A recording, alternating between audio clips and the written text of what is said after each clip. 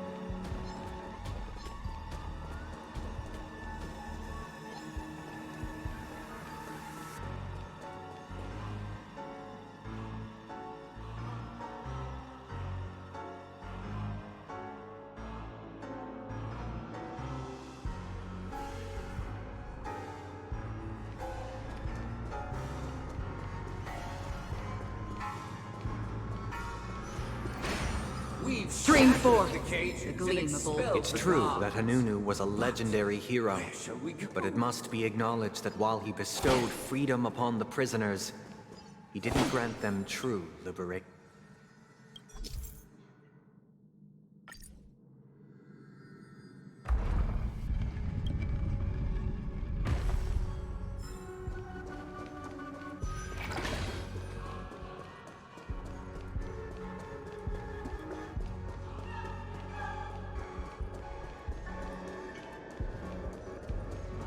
Stream 4, the gleam of old blades.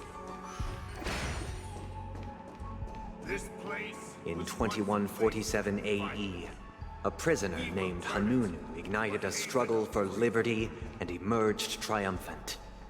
IPC referred to it as the War of the Frontier, while the Asdanians dubbed it the War of Independence.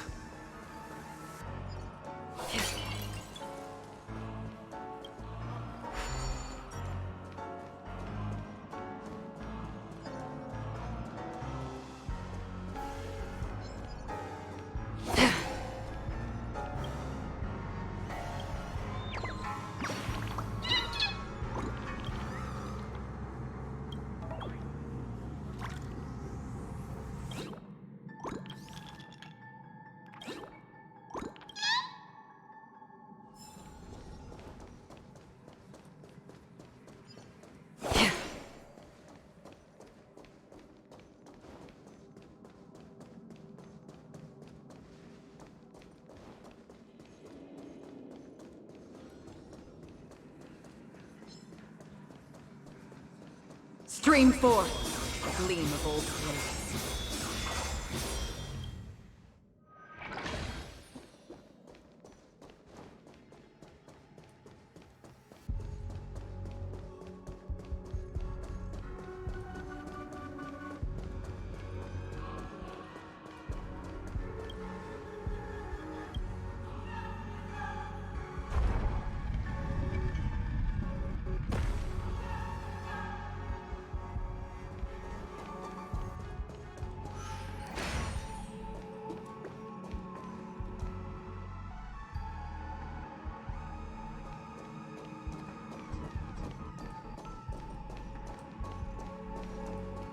Stream 4, the gleam of old blades.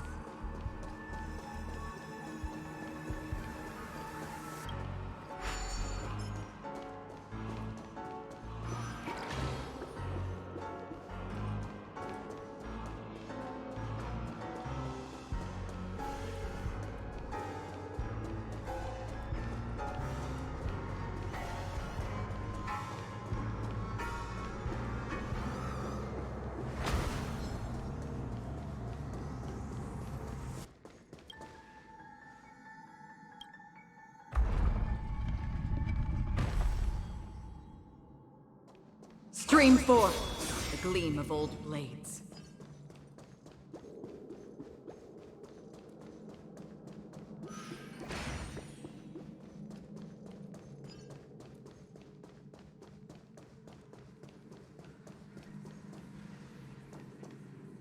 I hope you like this land of freedom on a scorched earth. As you can see, their sentences have long ended, and the IPC guards have long been expelled. Yet, these prisoners remain enslaved, not by external forces, but by the confines of their own minds. Freedom permeates every corner, except fragile souls. It gives solace only to those who believe in its existence. Prisoners, this is my order. Learn the essence of freedom and teach your fellow prisoners to fight for their lives.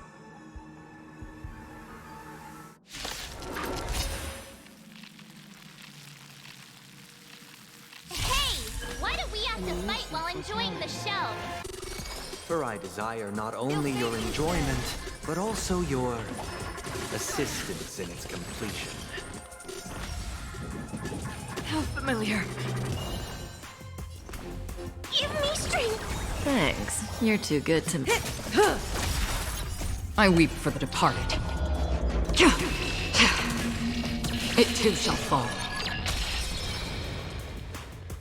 Destined for oblivion. Stand still.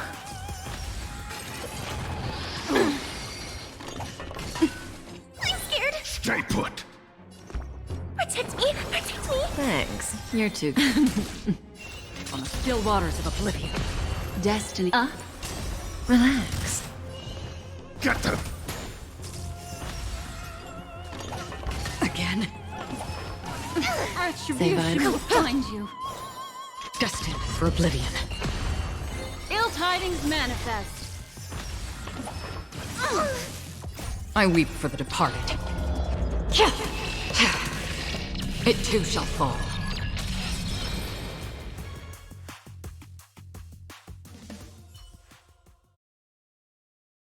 No one can restrain you anymore. You are free. Thus concludes the first act. Amidst a raging war, the frontier prison headed toward becoming Land of the Exiles. This must be how Penacony was constructed. With the aid of outsiders, the prisoners were finally liberated and established the Land of the Exiles. However, it appears that Sunday aims to convey the spiritual plight of the prisoners more than the physical aspects of imprisonment. This show is a bit too literary for my taste. But the battle part is quite easy to understand. Anyway, we've arrived at the exit. Let's go!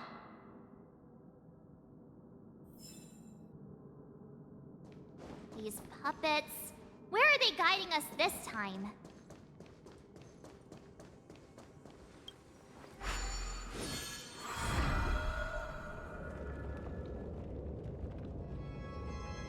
They transmuted streams of stars into inked nibs, creating symbols to be pronounced and counted. They molded stardust into flowing rivers, assigning the righteous upstream and the unjust downstream. Thus, all things were marked, and the world learned to discern between good and evil. That marked the third and fourth days.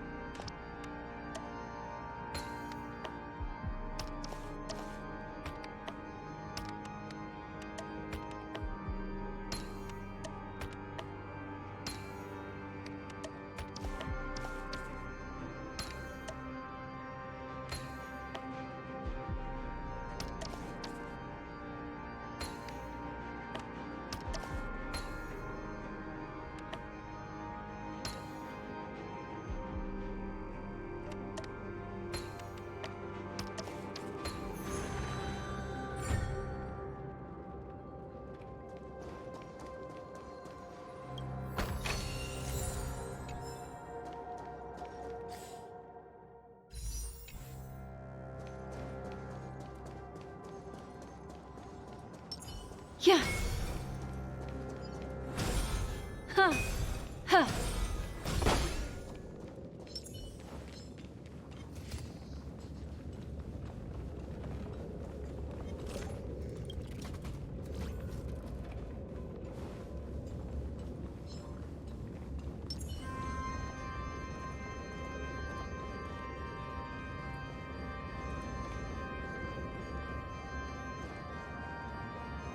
Stream forth, a gleam of old blades.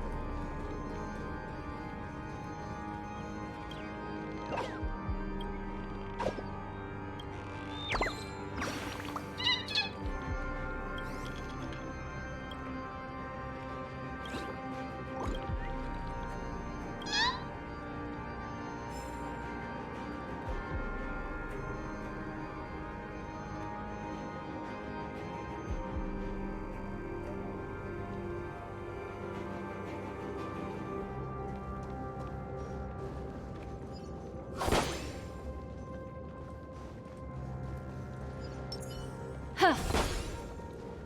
Huh.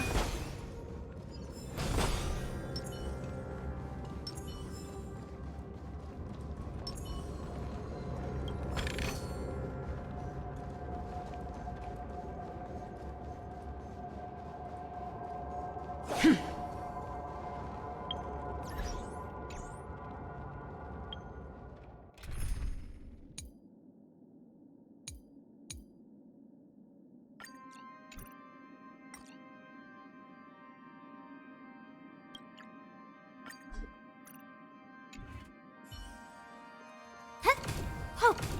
Huh! Ho! Huh! Ho! Ho!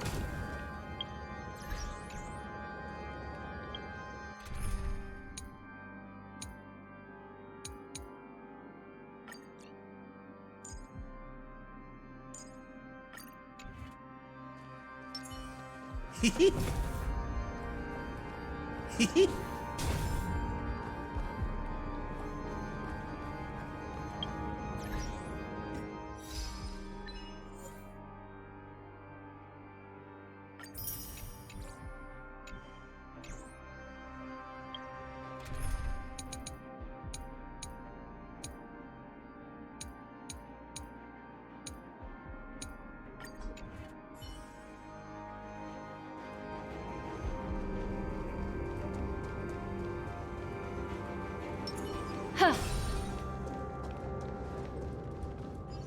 Huh. Huh.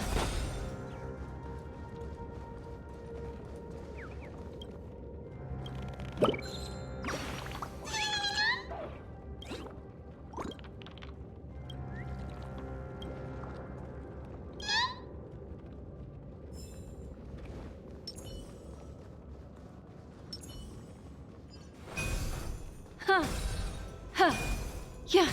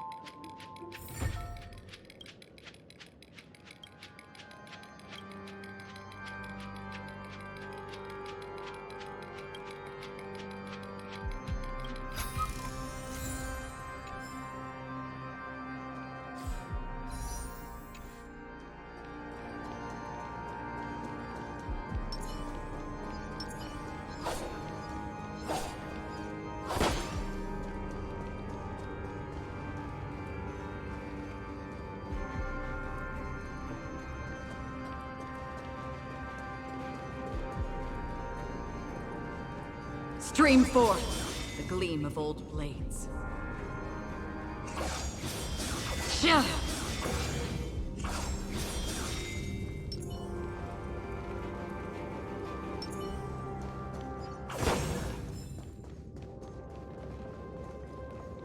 Stream forth the gleam of old blades.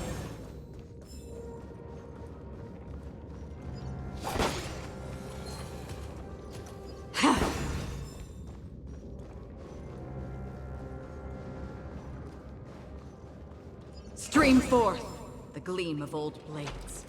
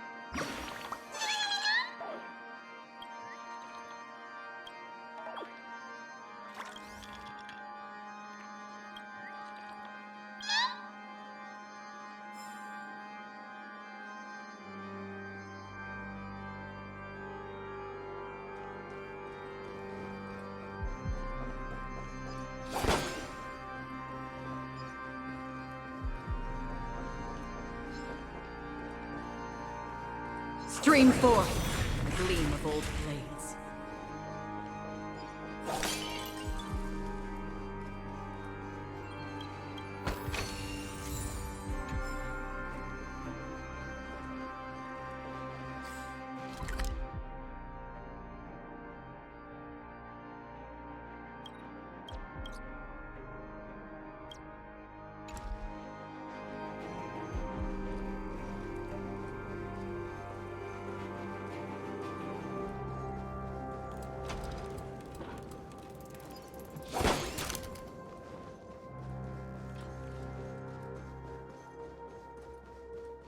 Stream forth the gleam of old blades.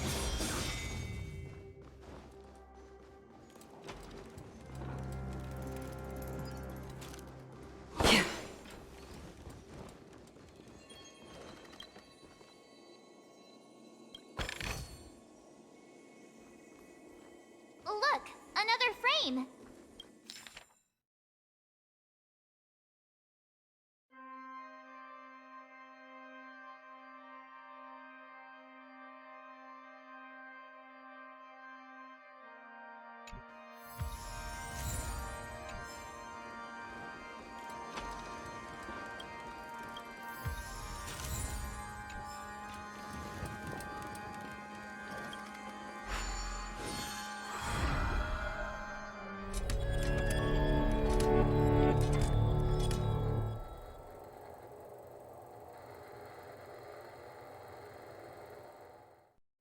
Ode to Fool.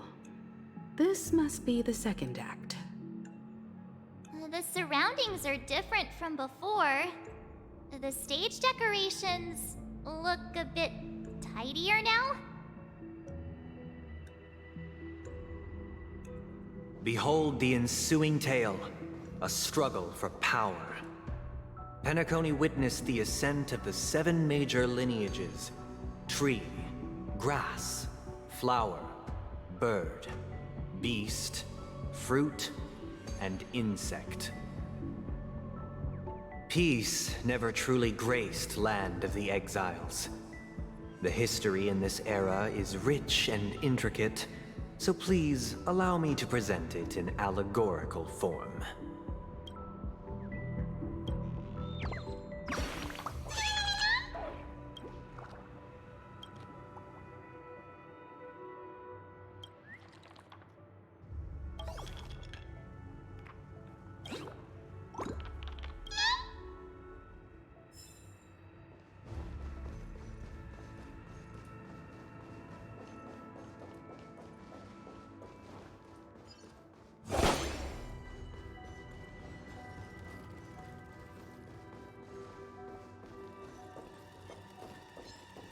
Stream forth, the gleam of old blades.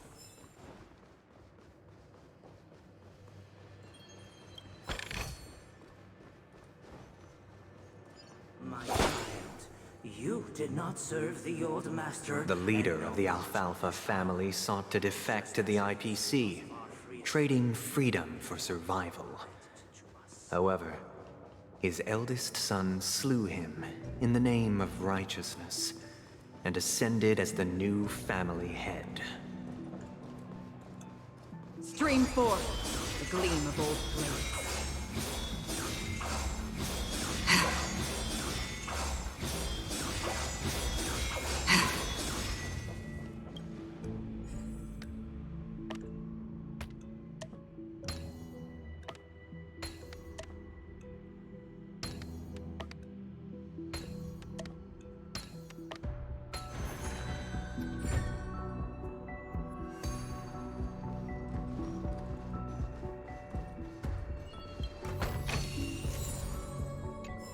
Welcome to this mansion.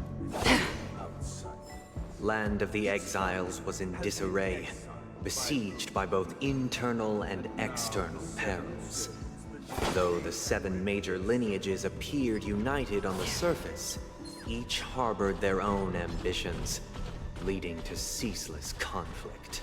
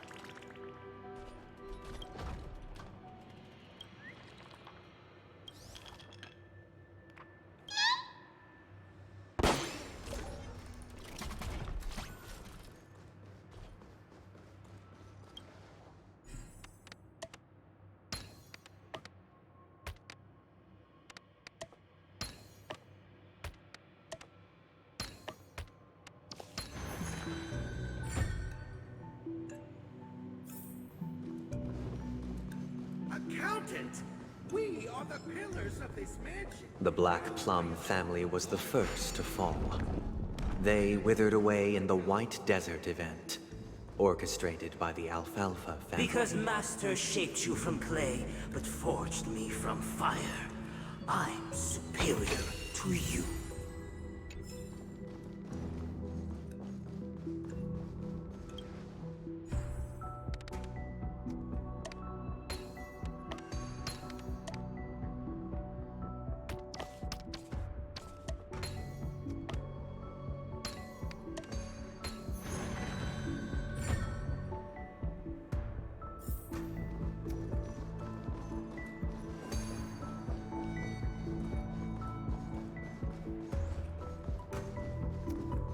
Stream forth, the gleam of old blades. The lamp moth family endeavored to extend the silver rail left by the Express, only to be eradicated by the remnants of the swarm, leaving nothing in the unforgiving cosmos.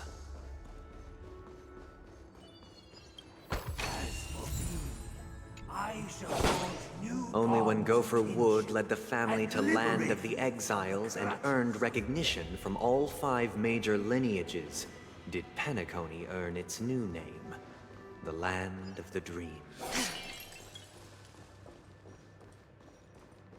Dear outsider, I beseech your aid in purging this mansion of the poison spread by the lurking instigators.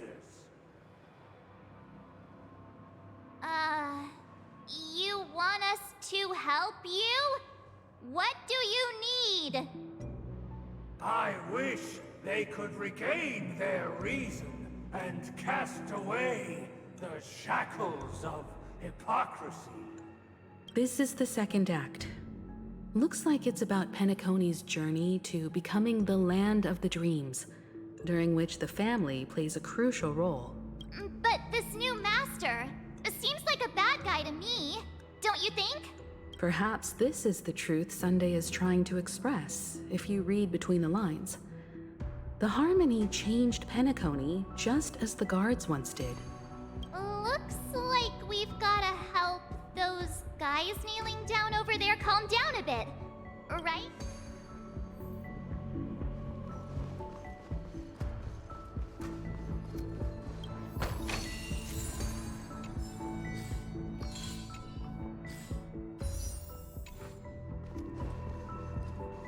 Master is no longer here. I thought I'd be free, but I'm not. Now, without my master's command, I'll have to seek guidance from the blind.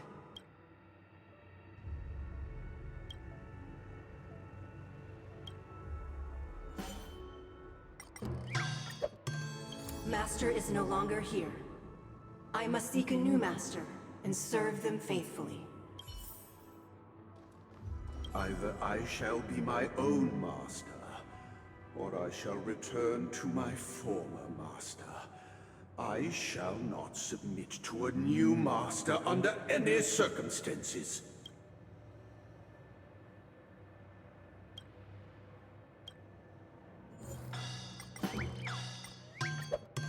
Without a master, who can grant me true freedom? Once, I stood as the most loyal guard among all the servants. Now, with my master banished, it's my right to assume control of his dominion.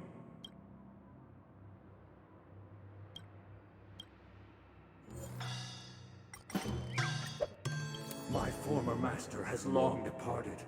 But why do I still fear the remnants of his creation? Master! Oh, you will return in due course, and I shall stand vigilant, awaiting the reward for my loyalty.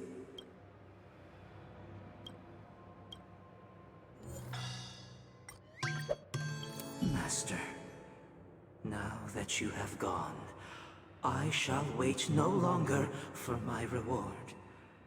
I shall seize what is rightfully mine.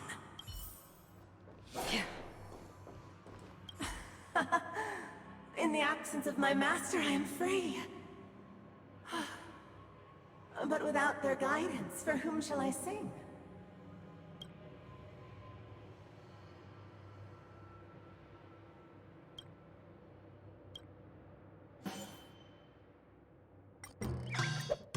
I shall sing for my new master, just as their noble voice once resonated throughout the cosmos. Thank you, dear outsiders. My servants have regained their sanity. Heed me, one and all. Your former master shall not return. It is through righteousness and unwavering support for one another that we shall attain true perfection. Cast aside the veils of hypocrisy and embrace one another. Get ready. Looks like another fight is about to begin.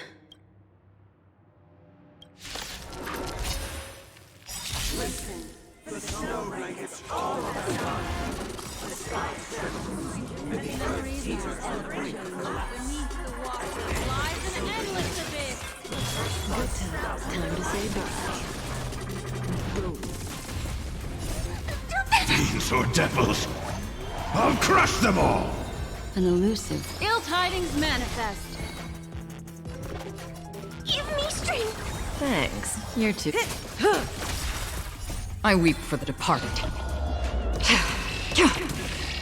It too shall fall. Destined for oblivion.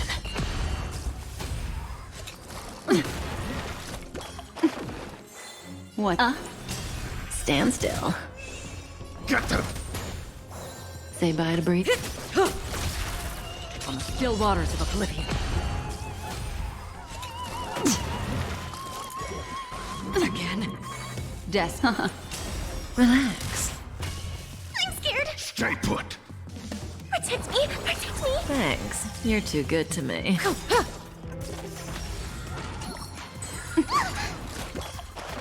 Free will, or was it destined for oblivion?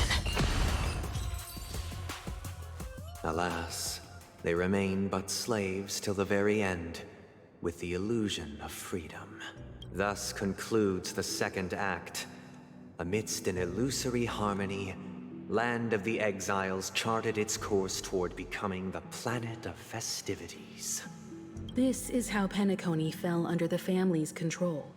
Since the arrival of the Harmony, the Land of the Exiles has undergone dramatic changes, not all of which have proven beneficial. This guy really loves dramatic scenes. Bet he comes from a whole lineage of stage performers.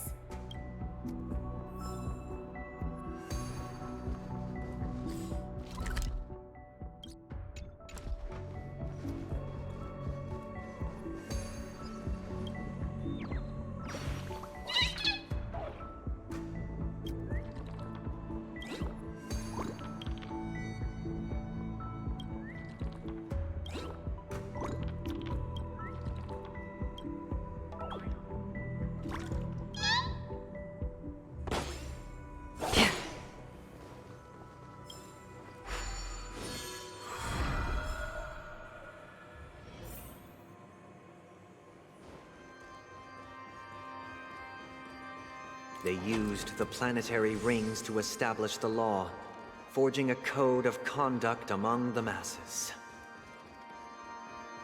A grand lyre with black and white keys served as an instrument, while symbols of articulation and numerical notation took the form of musical notes. The downward flowing river became a melody, and the canon of law dictated the form. Thus,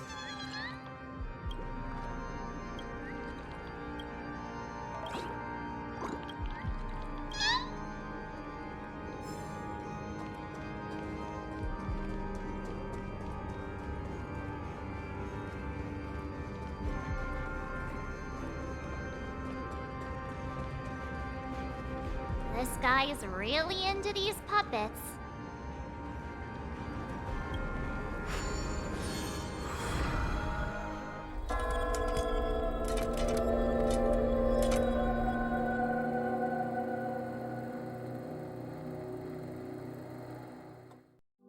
Oh, I get it now.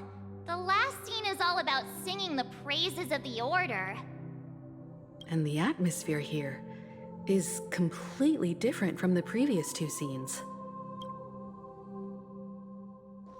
this is the concluding act of this play. I have showcased the past and present of Penacony, hoping that my desire for change resonates within you. And now, I shall reveal its future to you. Yeah.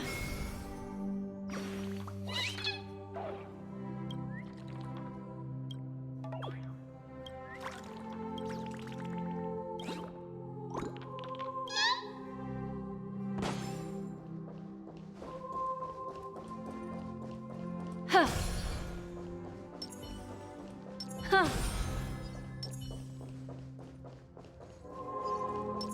Make a wish.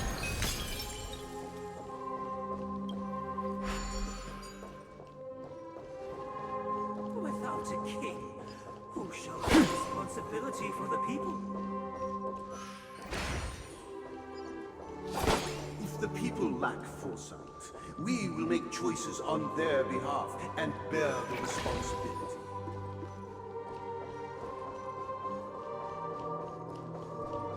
Without a king, who shall protect the weak and stand against We shall the mighty? support one another, protecting the weak and standing against the mighty.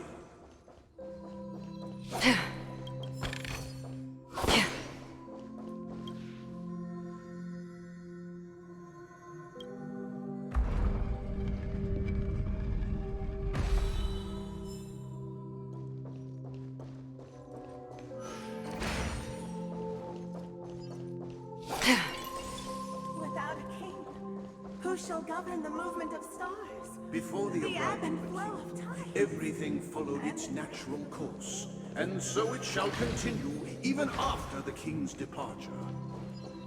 But after the king's departure, We no longer have room for a king, for we have become kings of all things.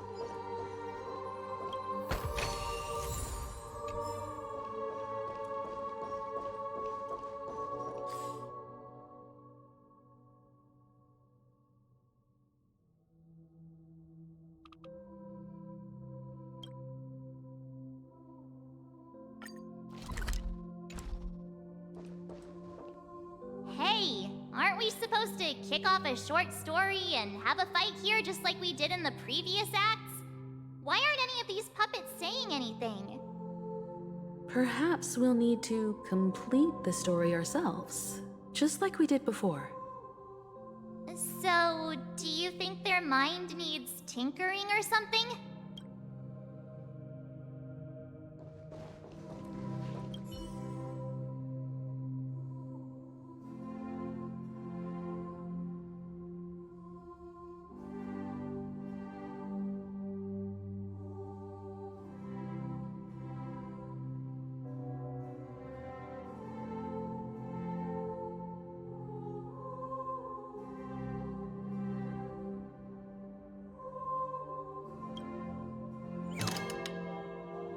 Farewell, former king. How did it go?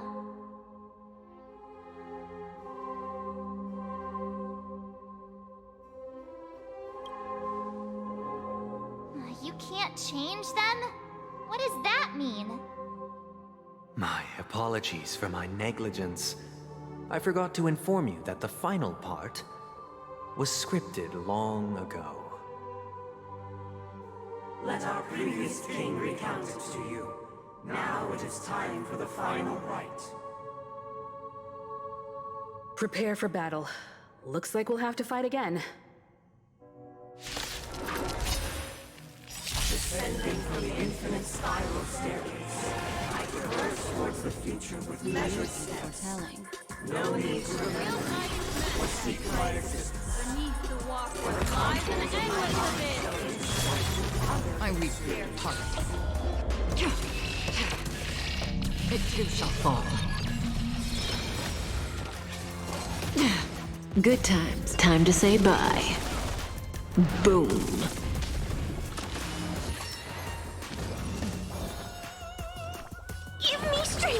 Thanks. You're too good to me. So devils! I'll crush them all! Say bye to breathing. On the still waters of oblivion. Relax. I can do this! Get them! May as well.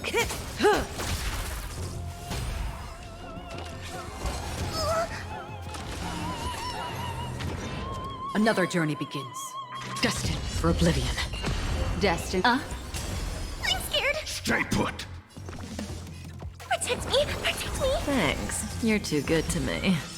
Mind your manners. Free will, or was it on the still waters of oblivion? In the hushed expanse of a nocturnal reverie, I leave faint traces behind.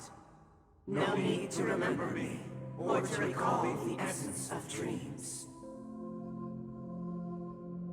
What is mine shall wane, while you shall transcend its delicate nature. This is the final scene. It's much more straightforward. He wants to expel the harmony and establish an empire based on the order. Let's go. Once this stage play concludes, it'll be time for the main event, the Charmony Festival.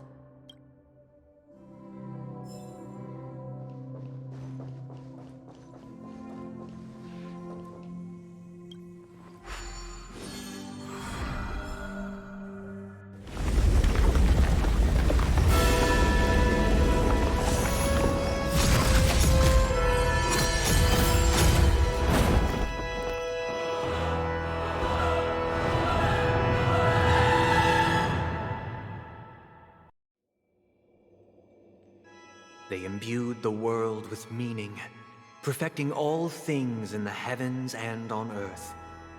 Then, they rested from the labors of creation.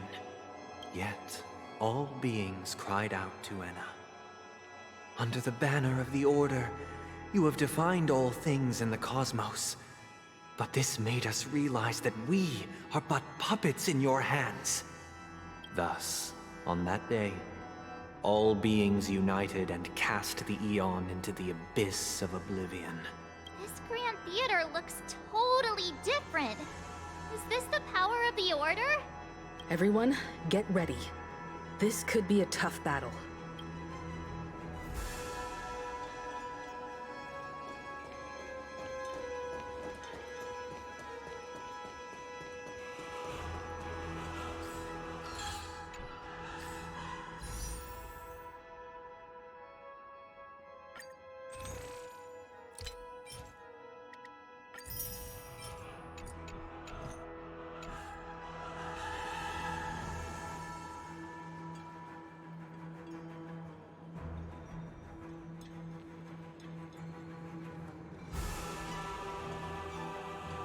That marked the seventh day.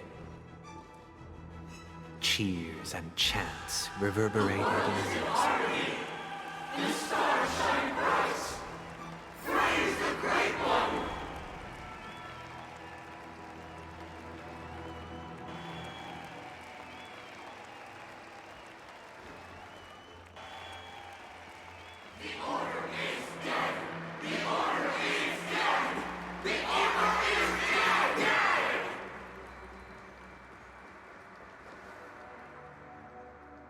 Look, there he is!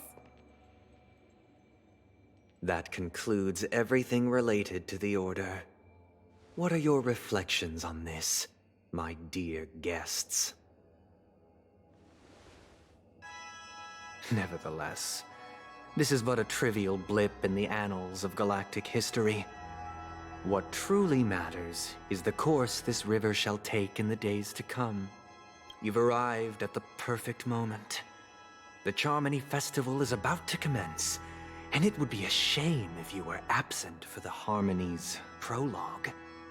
Allow me to extend my warmest welcome once more. Welcome to Penacony Theater, the very core of the Sweet Dream, the abode of the Stellaron, the grand stage of the Charmony Festival, and the very place where the future of Penacony shall be determined through conflict.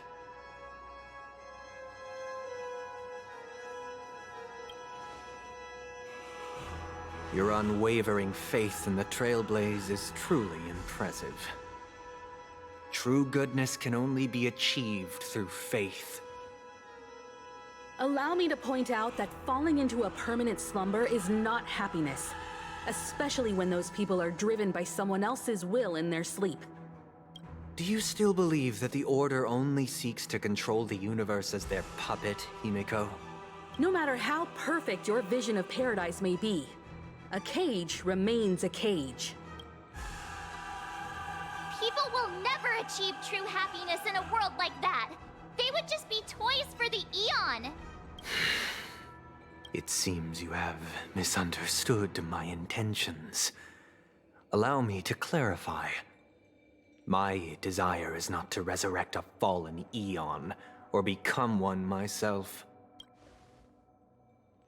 My sole objective is to create a paradise free from Eons, where the Order ensures the dignity and happiness of all humanity. A paradise exclusive to us human beings.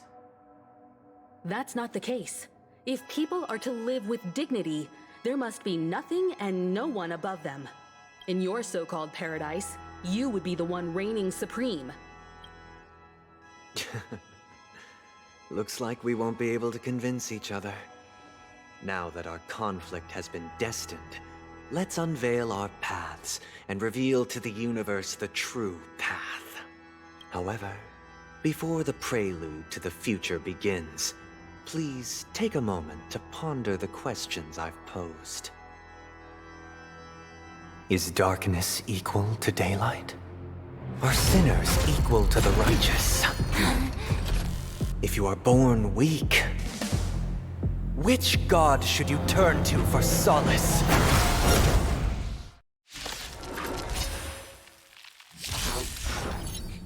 The Eon, great light, under the banner of the Order, you have defied all things in the cosmos. Beneath the water lies an endless abyss.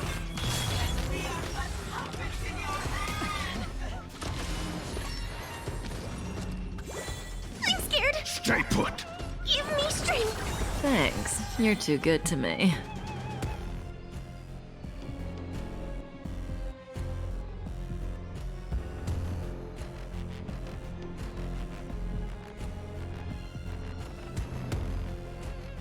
Time to...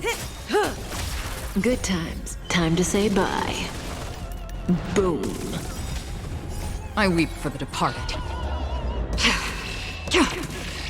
It too shall fall. Free will, or was it fate?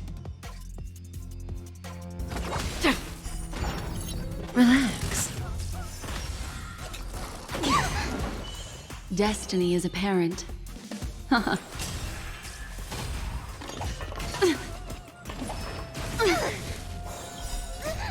Fiends or devils, I'll crush them all! Thanks. You're too good to me. That's half the work, destined for oblivion. Didn't hurt. Again. Stand still. Get them!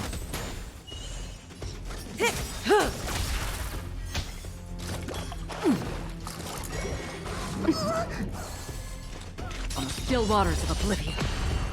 I weep for the departed. It too shall fall. Good times. Now time to say bye. Boom.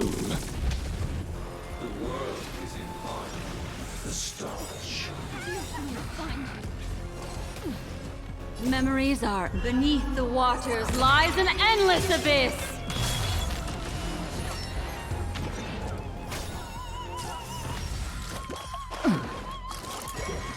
Didn't hurt. Get them! Relax. Say bye to breathing.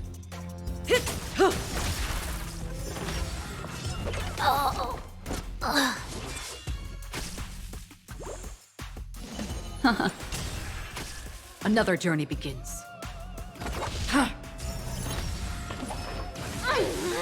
You dare attack me?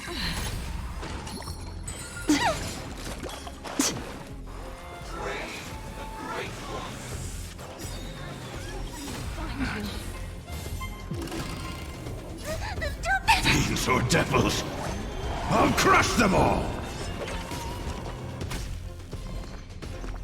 Protect me! Protect me! Destiny's hand has truly. I'm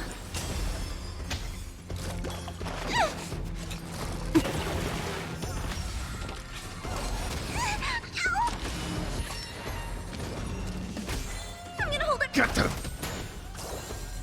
Ill tidings manifest. Beneath the waters lies an endless abyss.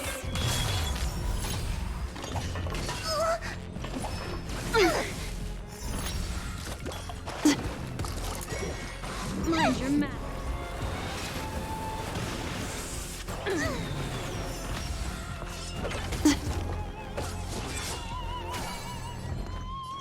Give me strength. Destiny's hand has truly Fiends or blessed me. devils, I'll crush them all! Mind your manners.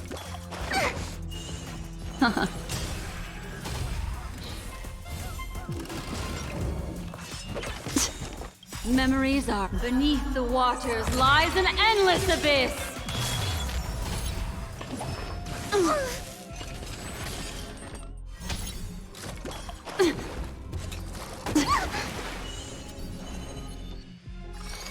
Ill fate descends. Protect me! Protect me! Destiny's hand has truly blessed me.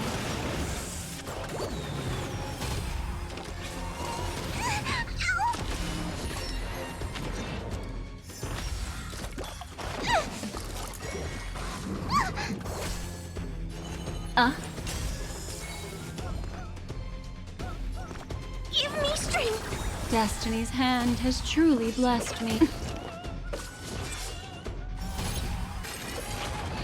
Time's passage is unkind.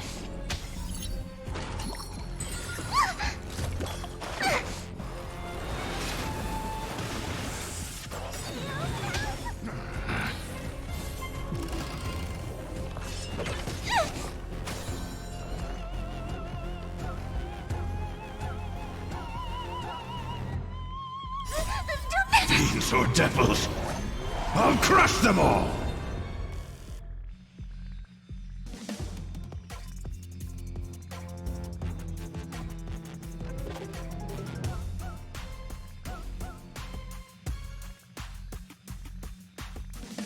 Fool! You can't play dead standing up! Shh.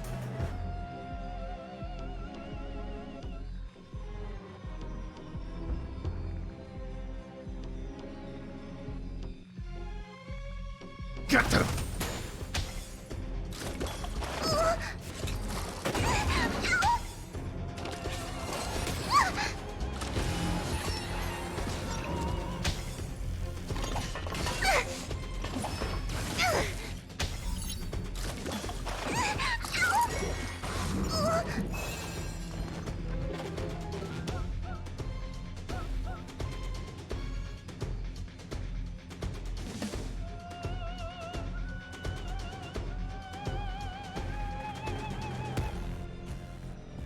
Fool! You can't play dead Give me strength.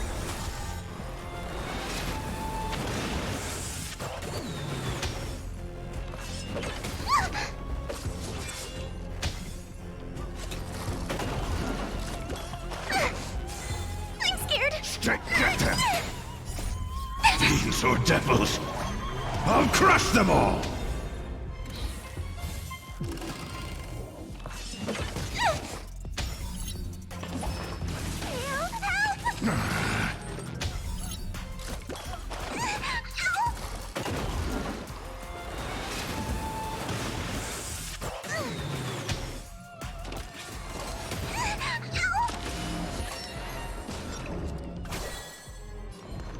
Protect me! Protect me!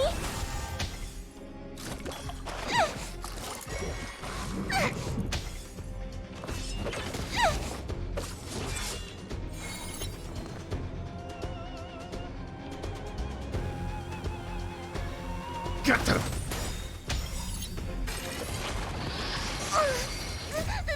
Fiends or devils! I'll crush them all!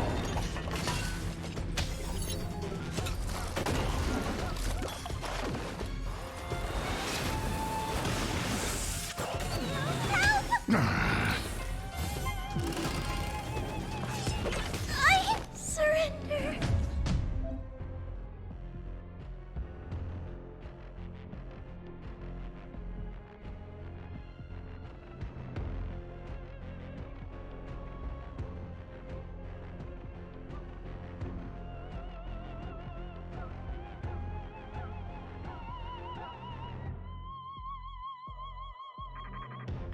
How tragic. The Eon weighs mine. Elusive foretelling. Under the banner of the Order, you have defied all things in the cosmos. Memories beneath the water lies an endless abyss. Good times. Never time to say bye. Boom. I weep for the departed. It too shall fall. Didn't hurt. I'm gonna hold everyone back again. Give me strength. Thanks. You're too good to. That's half the work. Destined for oblivion.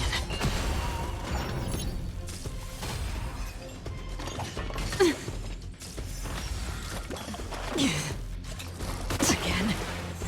Destiny is apparent.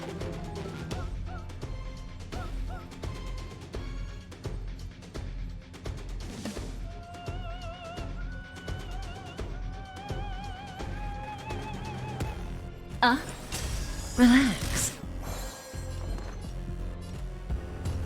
Get them!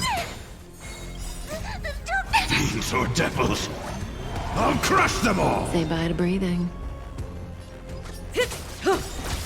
Good times. Time to say bye. Boom. Free will, or was it on the still waters of oblivion?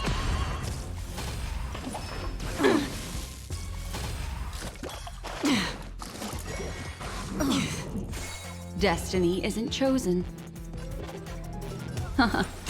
Stand still. I'm scared. Stay put! Protect me. Protect me. Destiny's hand has May as well truly kill 'em blessed all. me. I weep for the departed. It too shall fall.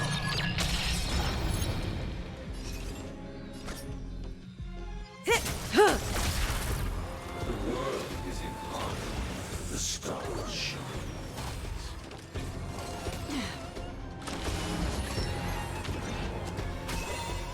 Another journey begins, destined for oblivion.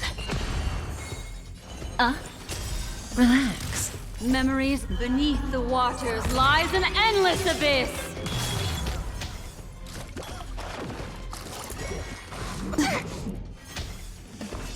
I'm gonna hold everyone back again. Give me strength. Thanks. You're too good to me.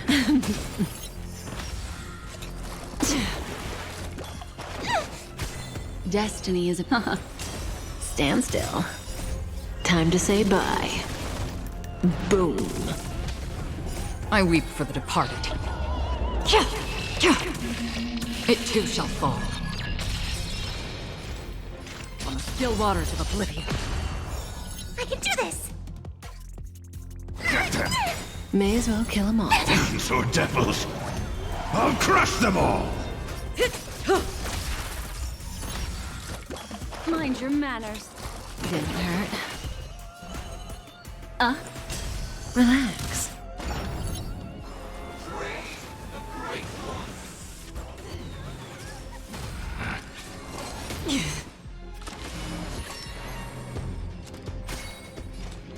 Destined for oblivion. Again. I'm scared. Stay put! Protect me. Protect me. Thanks. You're too good to me. What do you... Stand still. Memories beneath the waters lies an endless abyss. I weep for the departed.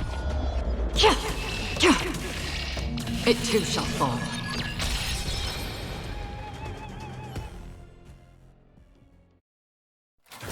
I already know your decision. I now permit you to gaze into the sun.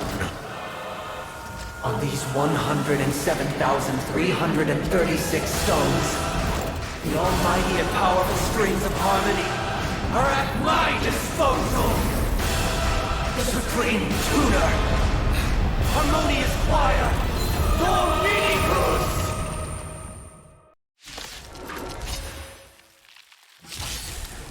Oh, lost souls, come and meet your master! The embodiment of the harmony? So the true purpose of the Charmony Festival is to usurp it?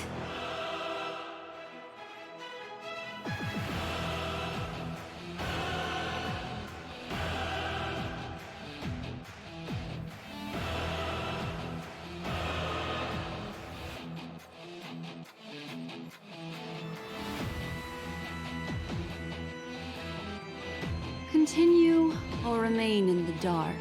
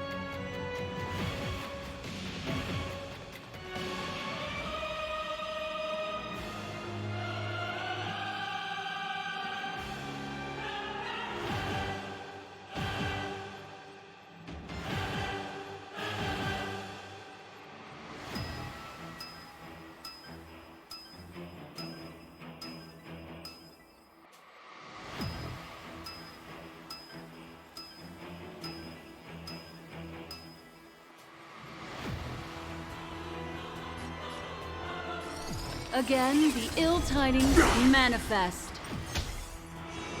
Didn't hurt. Hold everyone back again! Good times. Time to say bye. Boom. Protect me! Protect me! Thanks. You're too... Free will, or was it from the still waters of oblivion? I weep for the departed. It too shall fall. I'm feeling like there's... Wise and perceptive as you are, answer this.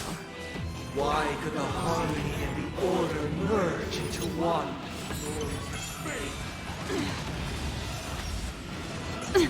I'm scared! Stay put!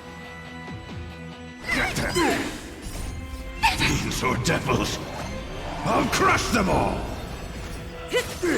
Now noisy! Memories of beneath the waters lies an endless abyss. Now noisy! Destined for oblivion.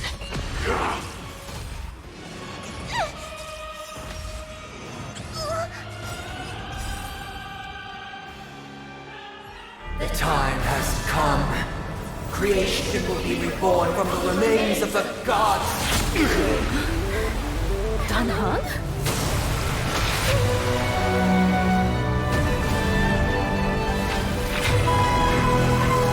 Radiant spirits, heed my word. Show no mercy!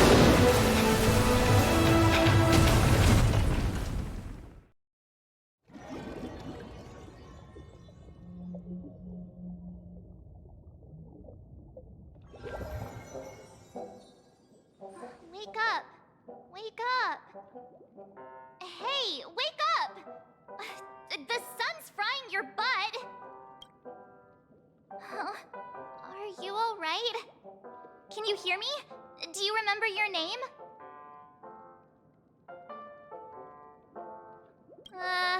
Kind of. It was General Qing Yuan who helped us shoot it down. In any case, since you remember what happened just now, well, that's put my mind at ease.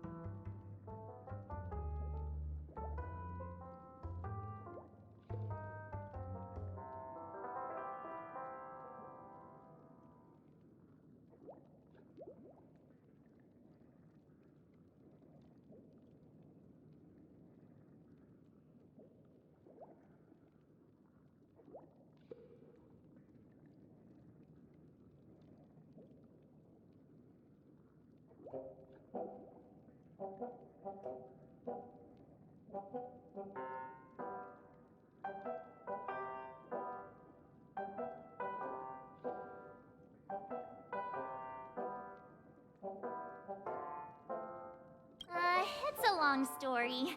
Simply put, Don Hung used the Jade Abacus of Allying Oath when we were in the middle of a fierce battle, and summoned the General to help us just in time. And then we returned to reality. Look, this is your room. Everyone else has also returned from the dreamscape. Himeko and the rest are at the lobby discussing matters with the General. And now that you're awake, we should tell the crew that you're all right. Come with me. Not going to come chat with me, sleepyhead. That voice. Is that Black Swan?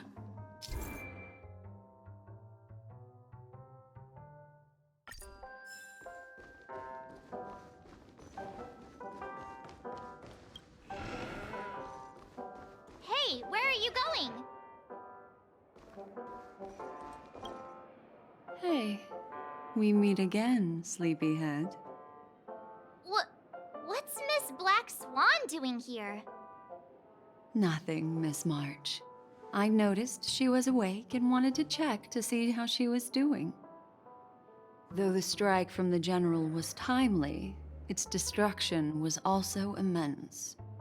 When emanators collide, ordinary people inevitably suffer.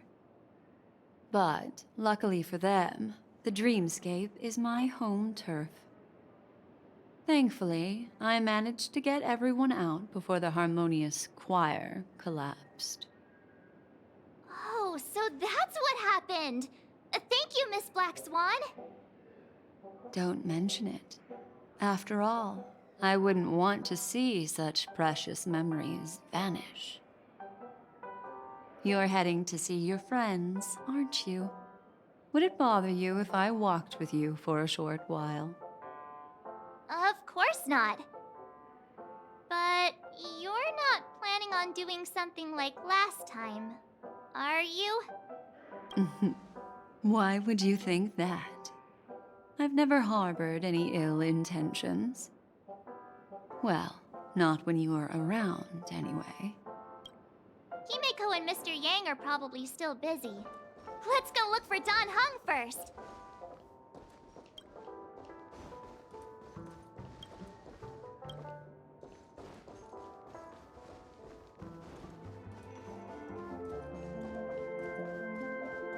Look, he's still talking to that cowboy. You're awake. How do you feel? Well, fork me. You must be that Stellaron they were talking about.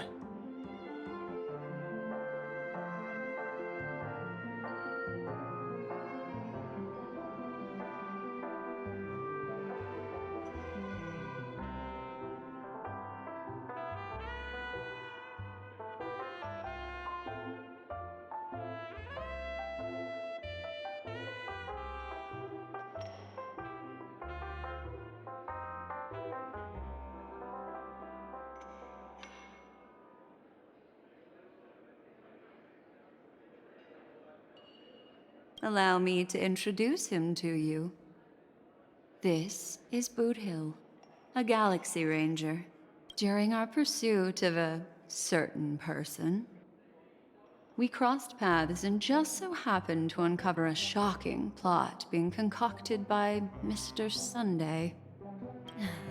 Which is why we sought you out, to help the Astral Express save the world together.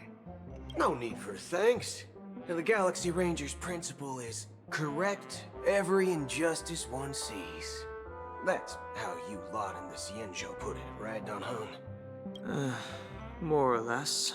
Wait, hold on a sec. This is the first time I'm hearing about this certain person.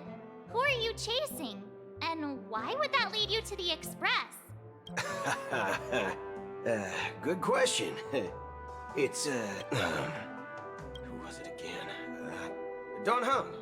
Do you remember? No, that ain't it. I just can't seem to recall. Weird. My neurochip hasn't registered any malfunctions. I can't seem to remember either. What's going on? Heck. Forget about it. If it slipped all our minds, reckon that person was just a minor scoundrel. Unimportant. Ain't gonna stop us from piecing together the story anyhow. Yes, when the dust settles, I'll just think of a way to recall it in the memory zone. Everyone, let's hurry up and look for Miss Himiko, shall we? She's now a minor star on Penacony, and the entire hotel's concerned about her well-being. You're right. Let's head to the lobby then. You guys go. I'm an outsider, after all. I'd rather not disrupt a long-awaited reunion.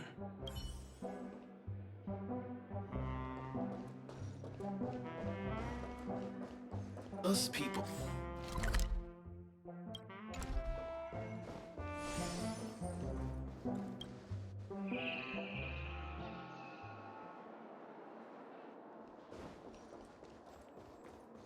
Look, they're with the... That's all right. In these times of conflict for the sake of utmost safety, it is only right that the Alliance steps forward to mediate on behalf of the Astral Express. We must not allow you to take unnecessary risks. Furthermore, despite the IPC's eagerness for success, it prioritizes peace above all. And the family, trapped though it may be, professes a desire for harmony. The Alliance has always won people over with reason. I firmly believe both parties can indeed put aside their differences and come to a peaceful agreement. The General possesses a deep understanding of the greater good. With the Cienjo Alliance mediating, peace for Penacony is within reach. You flatter me. But ultimately, it's been all down to the Express. Without your efforts, this sweet dream paradise would have been claimed by the last remnants of order before there was even a shot at peace. Well, would you look at that? Here comes the big hero.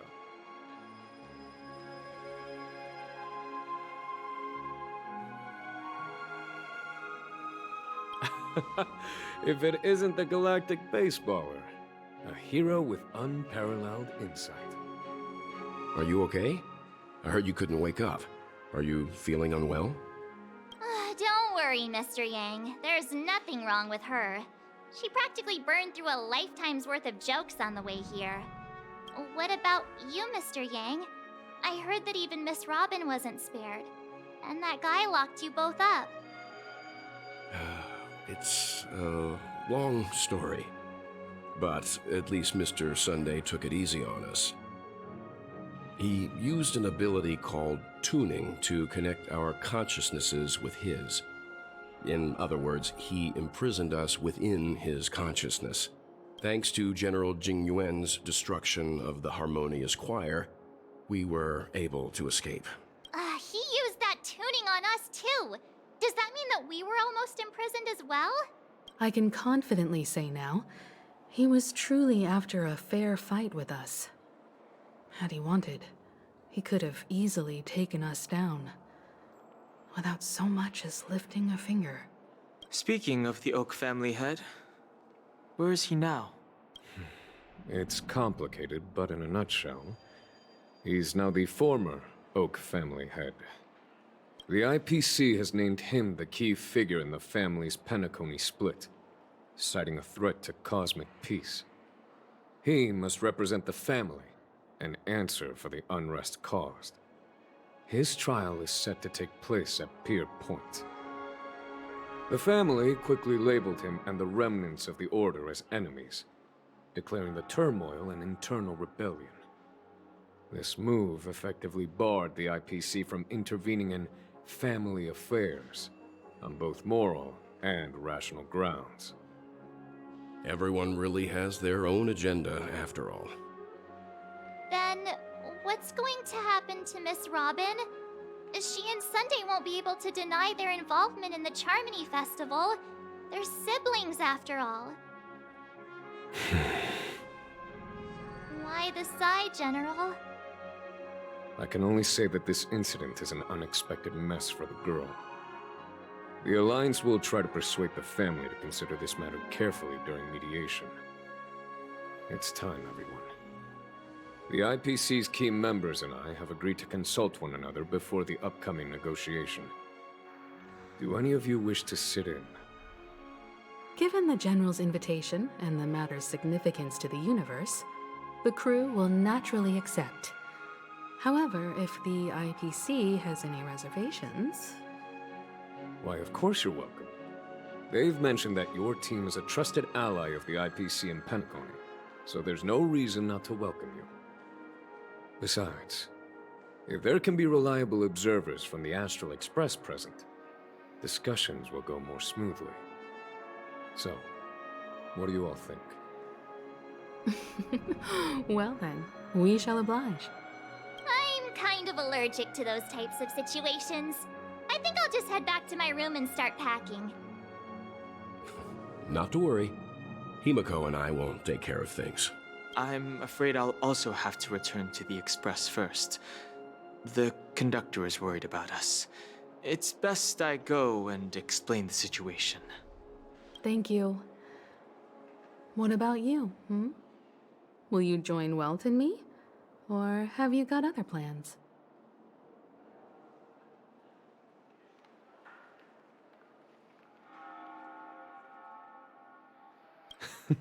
Great. Although I'm not too sure of the reason, the representatives from the IPC have insisted on her presence. Allow me to lead the way. Follow me, please. The negotiation will commence at the hotel lobby. Everyone, please follow me.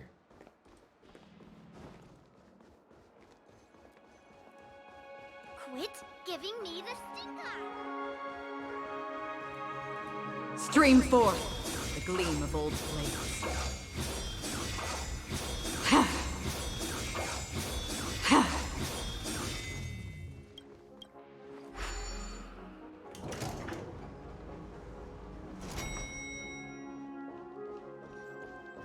Fancy a dreamscape sightseeing shopping? Mr. Aventurine and Miss Topaz are here too. Oh, and who is that over there? The Intelligentsia Guild's Dr. Ratio. This assembly is quite something. It's been a while, my Astral Express friends. I would also extend my sincere thanks to you, General of the Lawfu. The presence of everyone here assures that the talks will likely reach a conclusion that satisfies all sides. Oh. Looks like everyone has come with expectations. Care to share? Of course. Topaz, if you please. Sure, leave it to me. In summary, it's good news. After much deliberation from the Strategic Investment Department's Council, the absolute majority of members have agreed to the following resolutions. In light of long-term considerations for interastral peace, and by authority of Pierpoint HQ, the Strategic Investment Department, on behalf of the Interastral Peace Corporation, will permanently relinquish its claim on Penacony sovereignty and offer unconditional support of the family's rebuilding efforts on Penacony. Now that's something.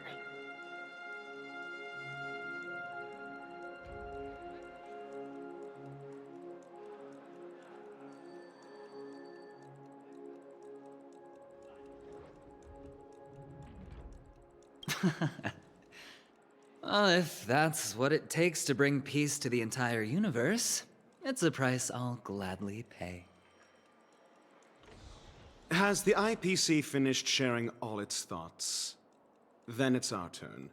The Guild, much like the Genius Society, has taken a keen interest in the recent calamity in Penacony. Ultimately, both parties have agreed to a comprehensive collaboration, offering technical support for the reconstruction of Penacony.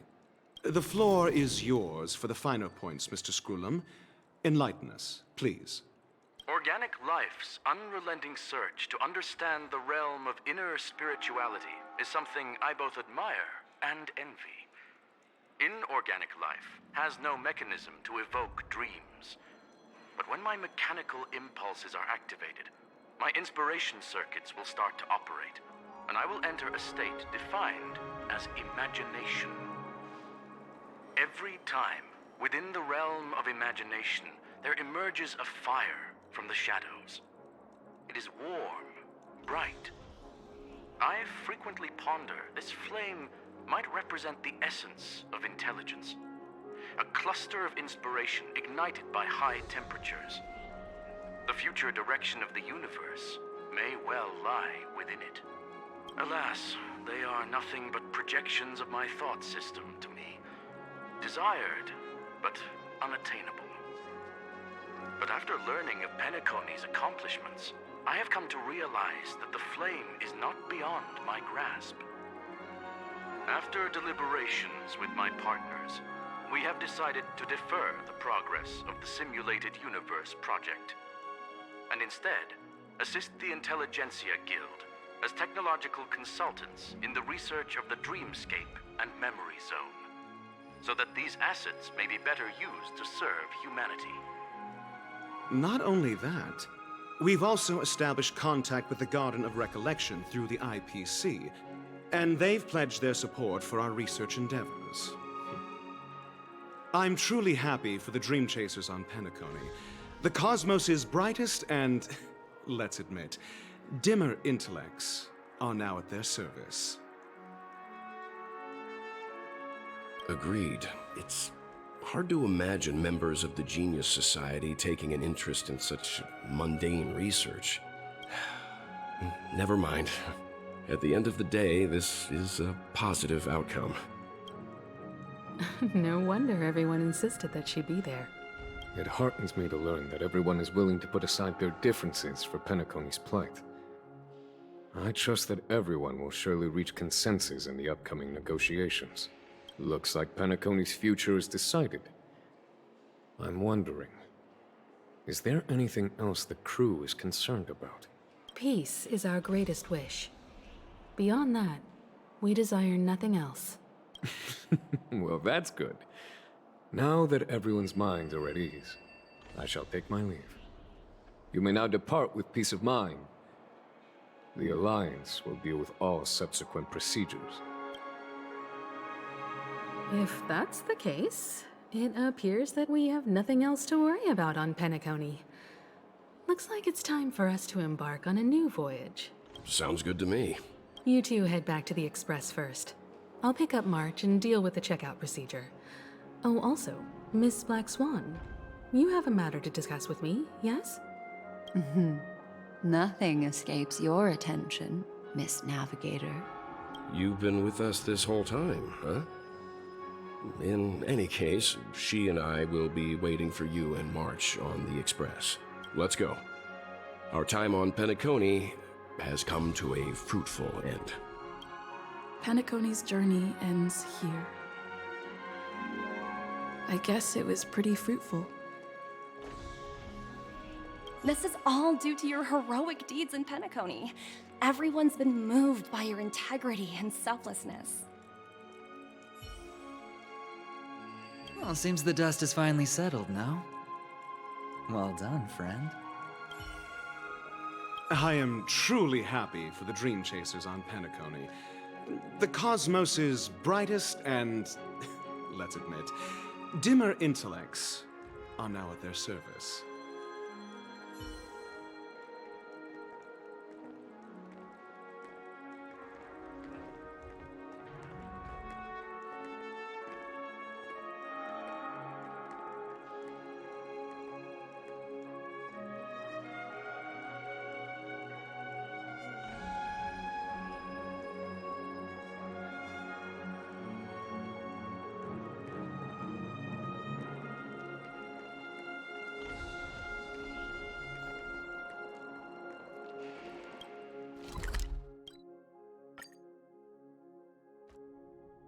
navigation meeting is about to start.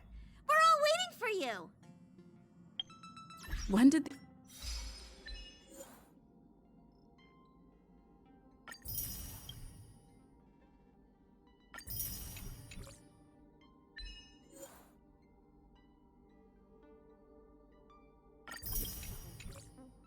Express become so lively? Ahem! Looks like everyone's present. Let the navigation meeting commence then. This a meeting to decide our next stop? How we doing this? A show of hands. Hold your horses, cowboy. It's for those to decide. Allow me to explain. Mr. Boothill and Miss Black Swan submitted a request to temporarily travel with the Express for their own personal reasons. As you all may know, the Astral Express never declines any passenger whose heart yearns for the distant stars. Therefore, they will be traveling with us for a while until they reach their destinations. Whoa, the Express is going to be much livelier now. But, Miss Black Swan, you better not use your memo keeper abilities to pull any pranks. Understood, Miss Marge. I promise you, you'll never see me in your room while you're taking a break.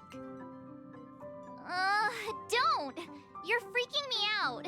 All right. Now that everyone's met everyone, we can continue our navigation meeting. Firstly, Pom-Pom wishes to thank everyone. If it weren't for you all unearthing the truth about Penacony, Pom-Pom would have never known where Mikhail and the rest had gone. What they had to go through was regrettable, but I reckon they all fulfilled their wishes. And it was thanks to all of you. Thank you, everyone. Now then, we come to the crux of this navigation meeting. We must decide on the Express's next stop. Let me introduce our current options. The first choice is from Himiko, the oceanic planet of Lushaka, a planet composed entirely of water. Many aquatic races reside there. Of course, it's also the home planet of the venerable, nameless Mikhail. The second choice is the agate world Melustanen, suggested by Welt. It's famed as one of the initial sites of the Stellaron disaster, and the place where the beauty Idrilla ascended. Today, it's celebrated as a planet of undying allure.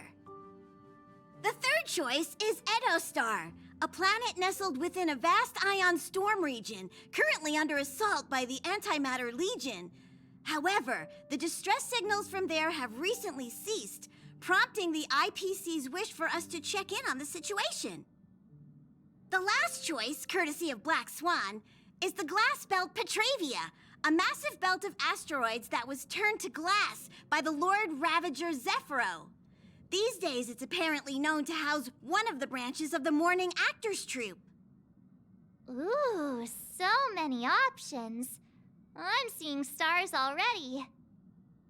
Next up, everyone will select the destination that they wish to visit, and then we'll put it to a vote.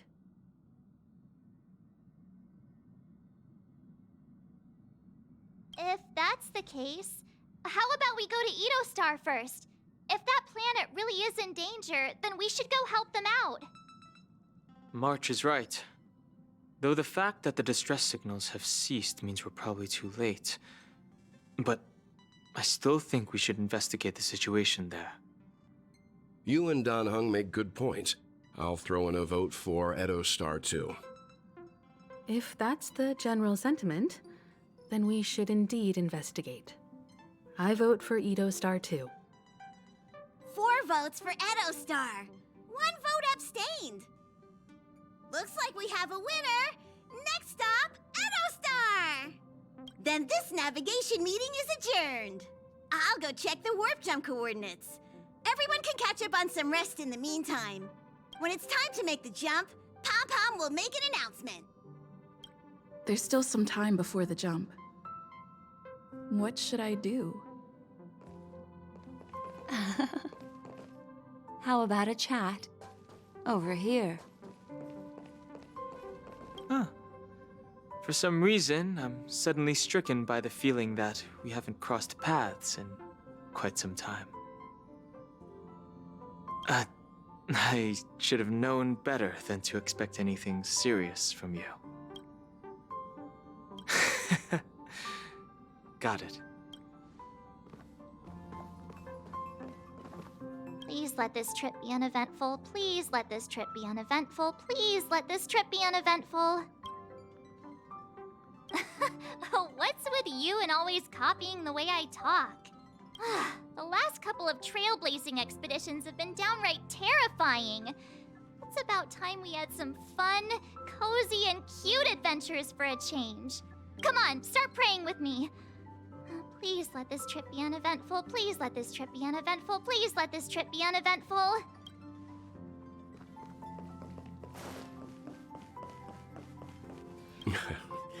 You're fast becoming an excellent trailblazer. It's an honor to be able to watch you grow. Don't downplay your achievements. Everyone has witnessed your growth. I've known many warriors in my time, and only a few achieve the kind of growth you have. Back home, where I'm from, you'd be rated at least an S tier. It's not been easy for you these past few days. You've earned some downtime. I'm looking forward to seeing how you'll perform on our next journey.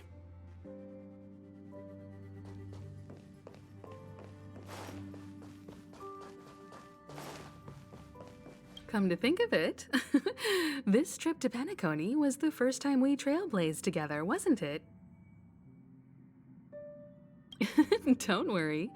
We'll have plenty of time to spend together on the Express, so there'll definitely be more chances for adventures like this. Turn in early today. You've really been pushing yourself hard recently. If you don't take this chance to recharge, it could lead to long-term problems. It seems fine when you're young, but it's a different story as you age.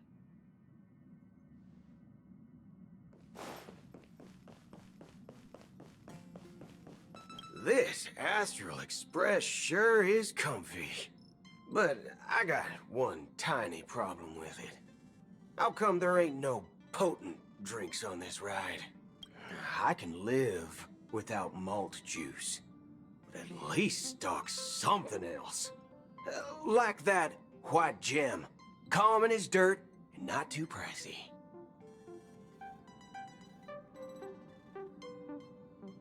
Oh, well, that's different kind of strong. Ha! All these years out in the wild, and now I'm bunking in luxury.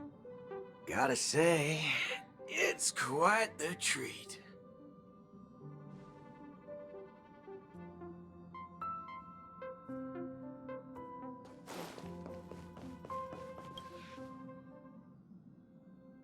Oh, you're here. Seeing your reflection among the stars in the porthole really does seem somewhat surreal. How about it? This journey of beautiful dreams. Was it to your liking?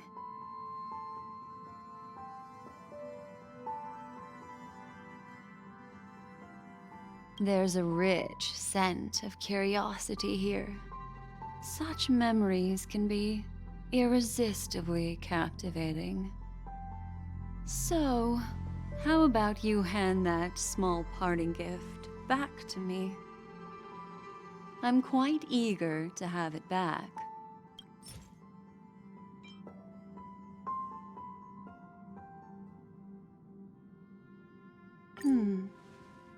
Oh?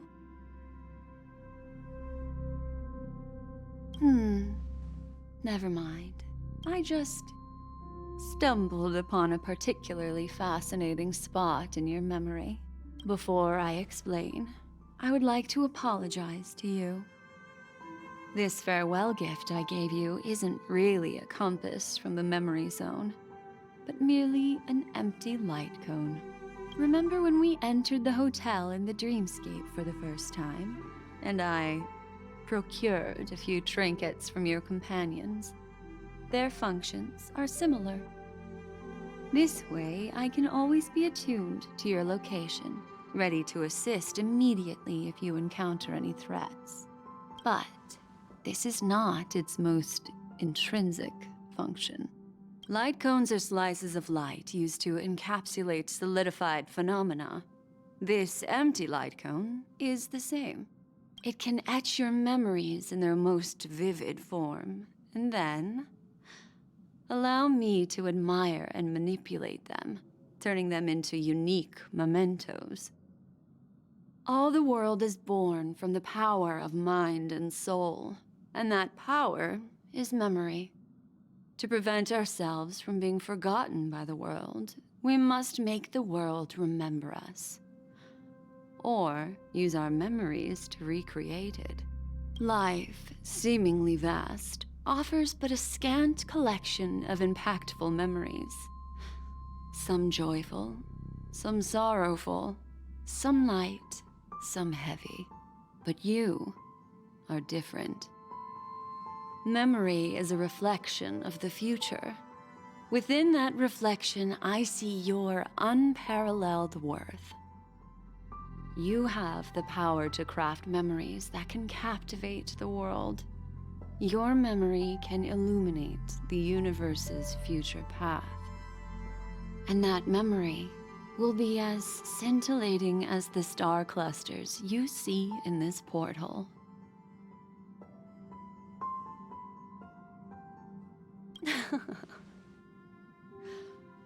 The memories I have of you are not enough for me to predict a future that lies too far ahead. But I can tell you one thing. My favor towards you stems from a more profound reason. The reason is simple. In this grandiose and ostentatious dream of the families, only you personally experienced the entire course. Patience, my friend. I will reveal the answer to you, but that time is not now.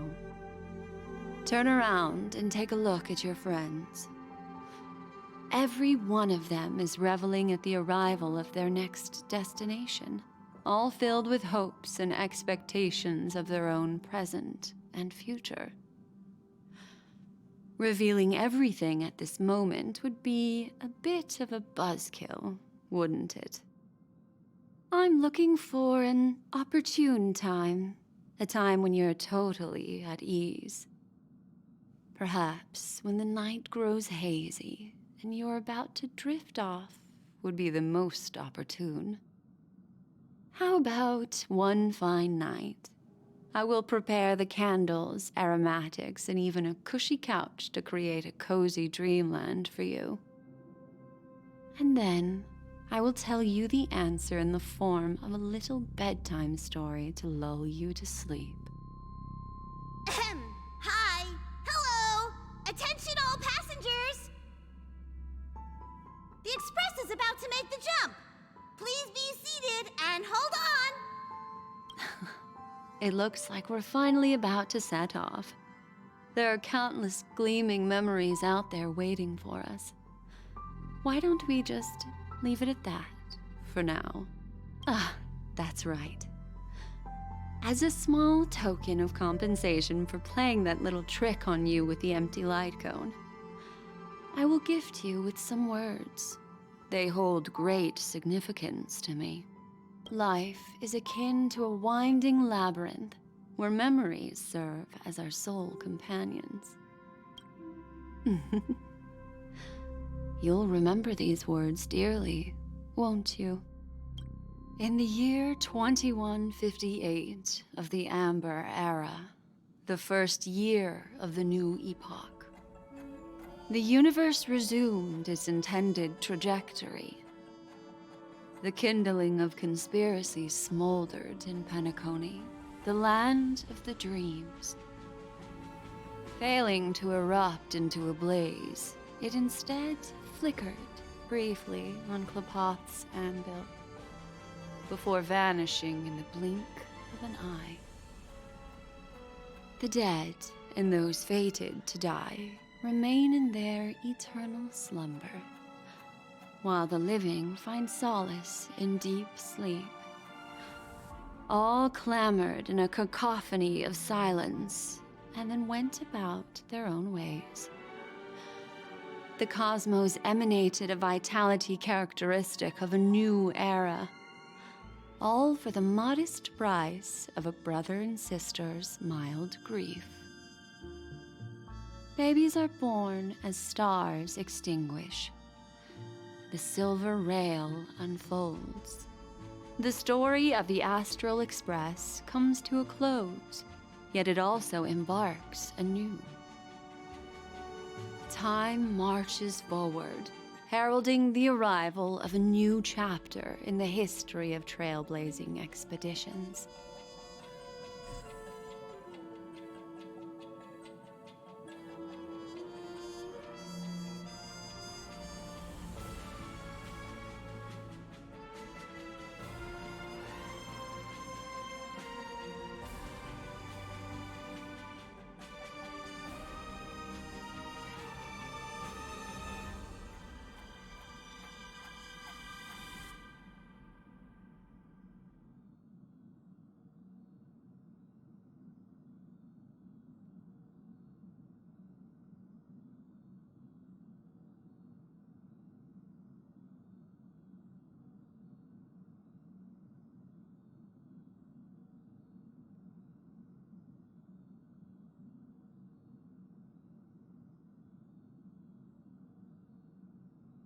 Countless shooting stars streak the sky tonight.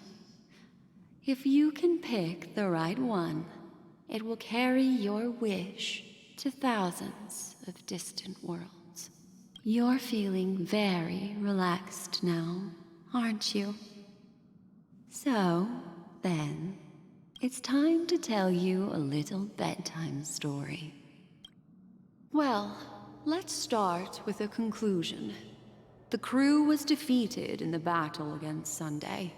Everyone in Penacony failed, and no one survived. But don't panic. The truth, as horrifying as it may be, is not yet irreversible. There's still a glimmer of hope, and that's why I'm here. Next, I'll use this empty light cone that carries all your memories to relive everything that happened before. And when this story reaches its end, I'm sure someone as clever as you will notice that. There's a major flaw in the story you have experienced. Yet, within that flaw lies a glimmer of hope. Are you ready for it? Do you remember everything? When the clock turned back, the Express started a warp jump, sending you to a strange dream. You were bewildered back then, and then a Galaxy Ranger named Acheron showed you a way out. When you arrived at the Reverie Hotel, you met the doorman Misha and had a confrontation with Aventurine, an IPC representative. Thankfully, Acheron appeared again and helped you. After that, you saved Firefly and explored Penacony together. During the tour, you ran into Sparkle disguised as Sampo and accidentally entered a child's dream. There, I rescued both of you from death, but Firefly didn't return to reality. She realized the truth and tried to involve you in her plan, but that resulted in an accidental death. Even more unsettling, you soon encountered another murder. The 2 cases of death prompted you to investigate the truth behind the sweet dream. Despite your efforts to gather information about the 2 victims, you didn't make much progress. But you did learn about the watchmaker from Gallagher. Meanwhile, Aventurine was secretly carrying out his scheme, in which you were one of the pawns. In the midst of a fierce battle, Acheron revealed her true identity as an emanator of the Nihility and unsheathed her sword. That strike foiled Aventurine's plan and opened a passage between the sweet dream and the original memory zone. Upon your arrival at Dreamflux Reef, you learned the truth that death was actually dormancy, as well as the truth about the dreamscape, the Stellaron, and the bellboy, Misha. You split up with Sunday and Robin, looking for a way to seal the Stellaron. However, it turned out that Sunday and the Dream Master had their own hidden agenda. And you had to engage in an ultimate duel on the stage of the Charmony Festival. Finally, the story reached its conclusion. You emerged victorious, with the Trailblaze triumphing over the Order, and Penacony embracing a bright and peaceful future. This marks the end of the thrilling journey in Penacony. I'm sure you've already noticed something unusual, haven't you? The major flaw, which contradicts all the known information, hides in this story.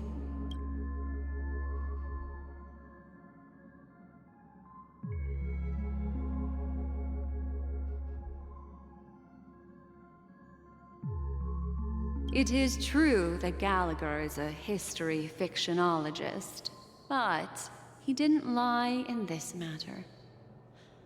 In addition, death and dormancy do arise from the same concept, don't they? This is not the fatal variable in your adventure. Take your time and think it through. Little Misha. Or should I call him the Watchmaker? He's only a segment of memory in a dream bubble, but his ambition for the Trailblaze led him to leave the bubble and embark on a grand adventure in Penacony. While Misha is a rather special Memory Zone meme, and he was granted power by the Trailblaze, there's still one thing that he shouldn't be able to do. A life born in the Memory Zone could never manifest in reality. So, why did he appear in the Reverie Hotel in reality? The answer is simple. He is the one fatal variable that contradicts all our known information. This means that you, who wholeheartedly believe in this memory, are still trapped in the dreamscape at this very moment. Wake up, sleepyhead. Break free from this eternal dream and return to the real world. We'll find our answers there. The train is about to make the jump. 5, 4, 3, 2...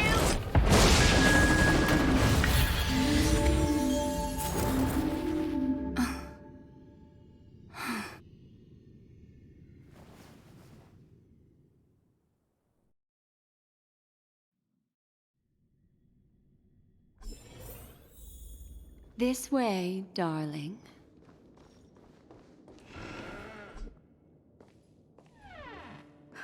Not another one. Thank you so much, Black Swan. Finally, I can breathe a sigh of relief.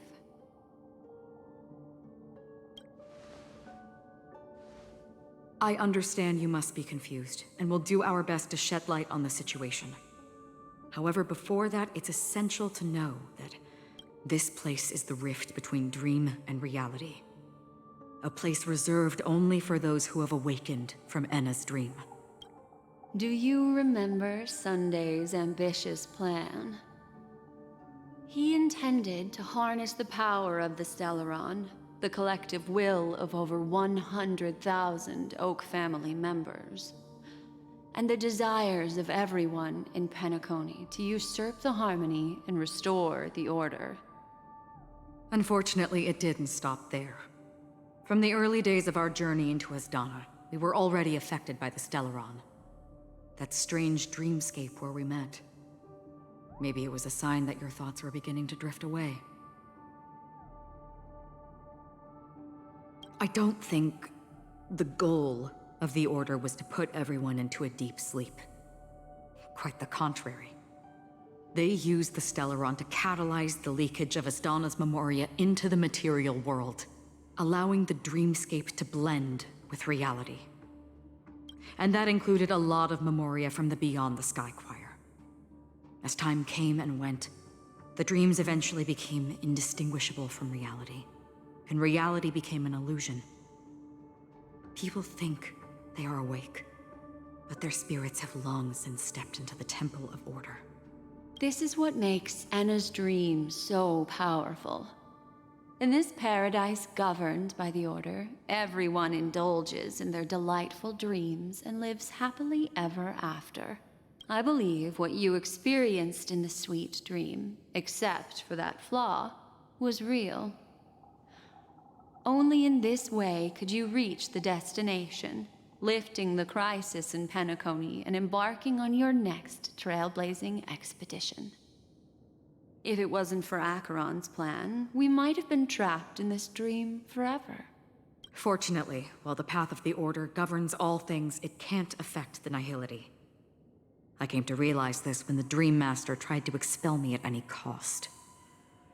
This is also why you felt a sense of peculiarity when traveling with her.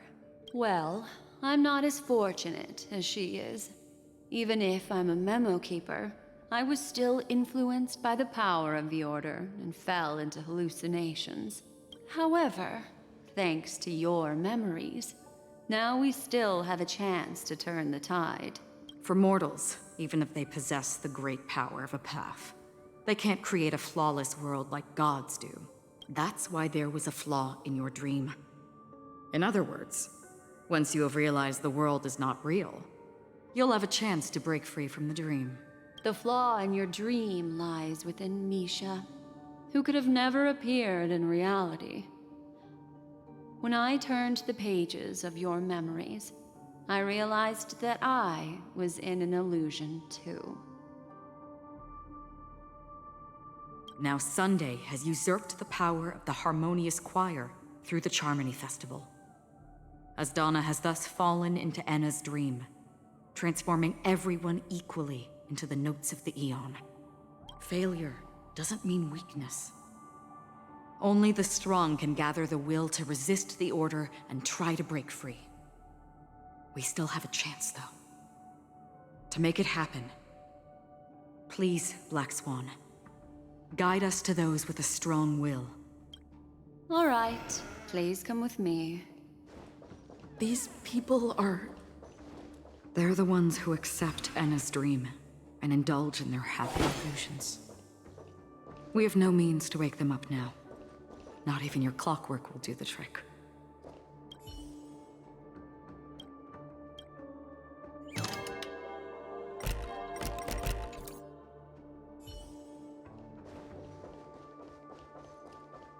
Make a wish.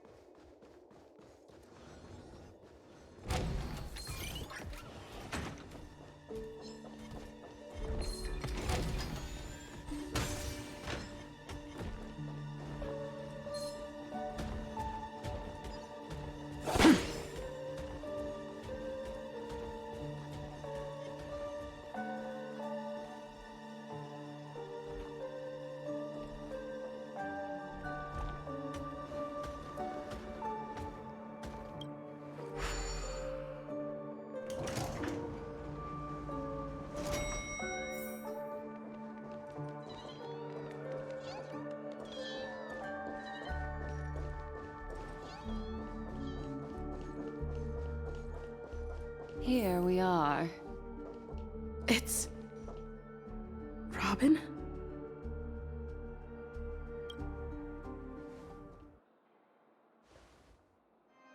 Finally, you've arrived. Let me introduce you to Robin. She woke up from Anna's dream by her own will, and it's this tough lady who led us here with her song. I woke up for the same reason as all of you. In the dream, I experienced something that could never occur in reality. Are we going to lock it up in a cage? I want to see it fly freely in the sky. Without us, this bird would be too fragile to survive on its own. Do you want it to die? No, but... Then let's take care of it together until it can return to the sky. Huh? Birds have wings because they're meant to fly. Even if they may crash on the ground one day, they shouldn't be trapped in a cage. Birds belong to the sky, so we should help them return there, right? The illusion was so impossibly blissful that I realized it was just a dream. And this is our final hope. Anna's dream is founded upon the harmonious choir, namely everyone's shared wishes. It will only materialize once the aspirations of all beings in Penacony merge as one. At present, it has become impervious due to people's desire to remain slumbering within the dream. And in order to destroy it, we must make everyone in Penacony want to wake up. Now comes the tricky part. How do we do it?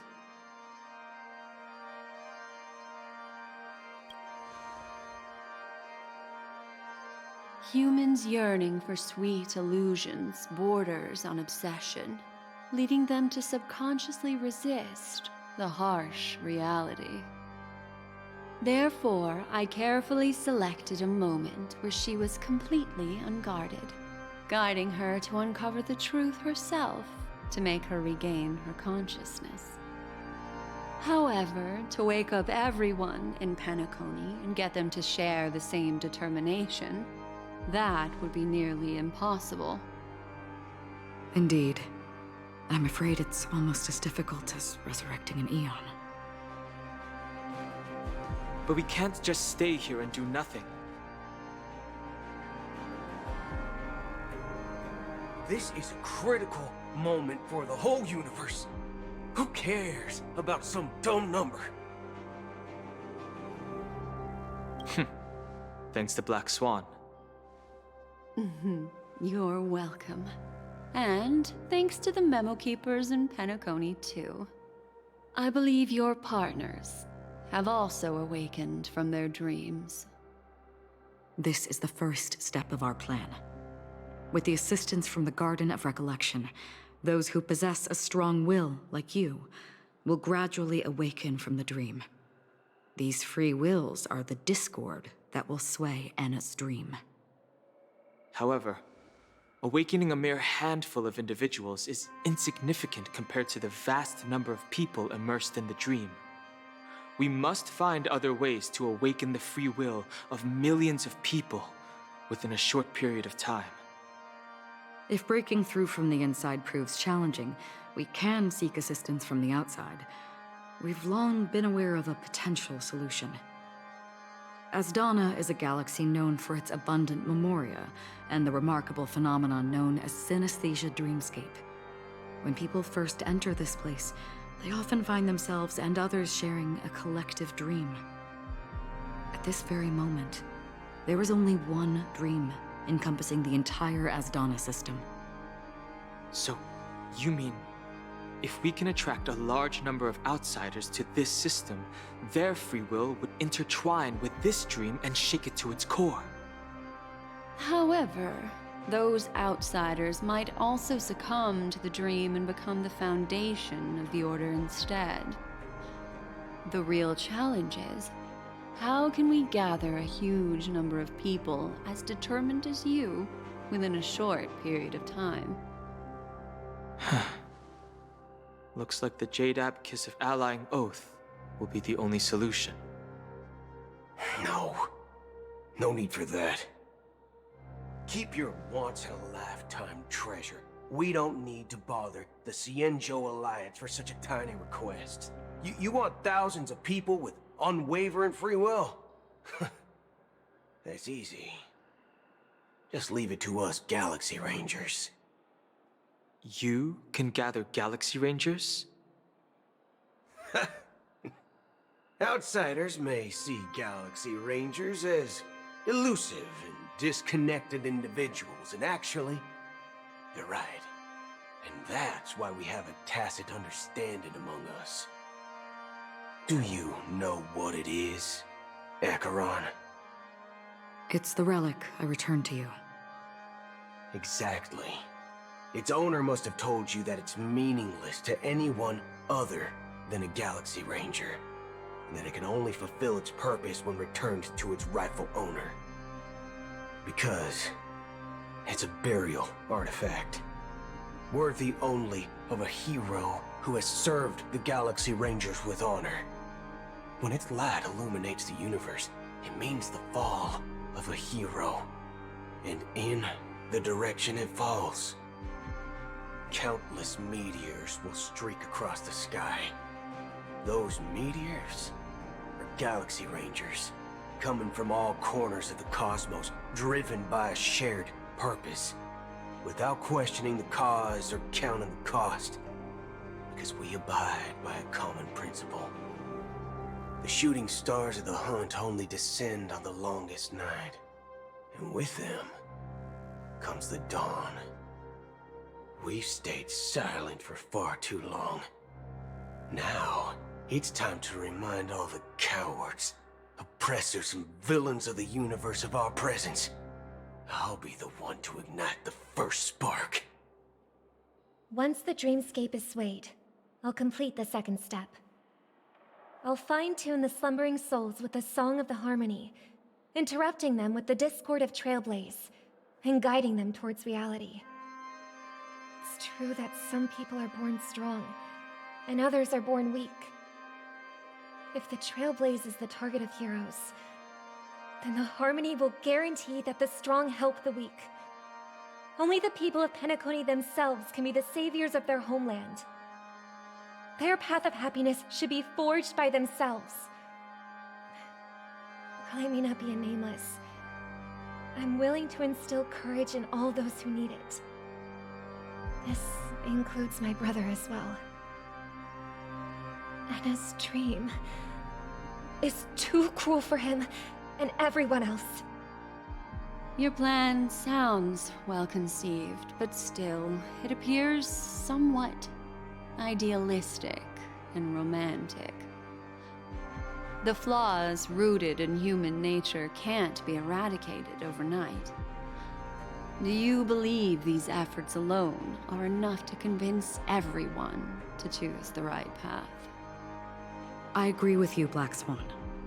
That's why the most critical aspect of this plan is not to convince everyone to choose the right path, but to inspire them to save themselves. So, you're the key in the end, I assume? The Harmonious Choir possesses the power of an emanator. To overcome it, you'll need the same level of power. The final step in destroying the sweet dream will be my responsibility. That's a relief to hear. Now that our roles are assigned, let's get to our battlefields and pose a grand finale. May I have a moment alone with you? There's one more thing I need to explain to you. This grand festival is drawing to its close. This is the starting point for the ultimate stage of our journey, just as it marked the beginning of all the stories in Penacony.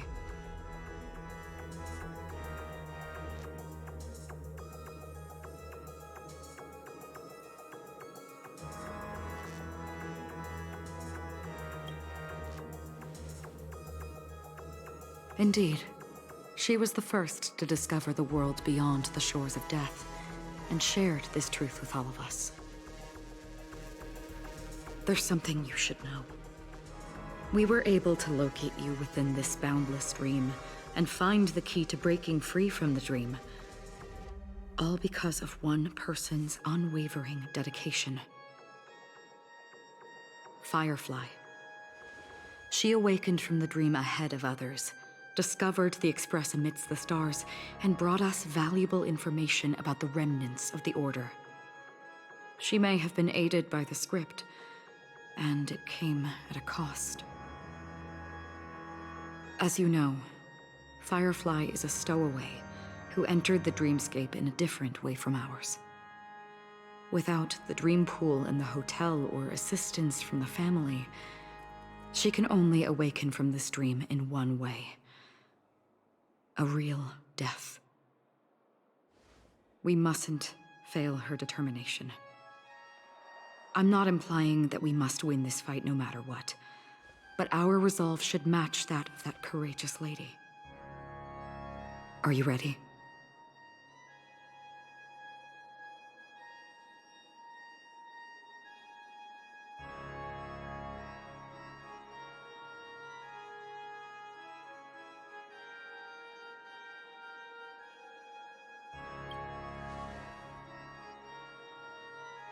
Very well.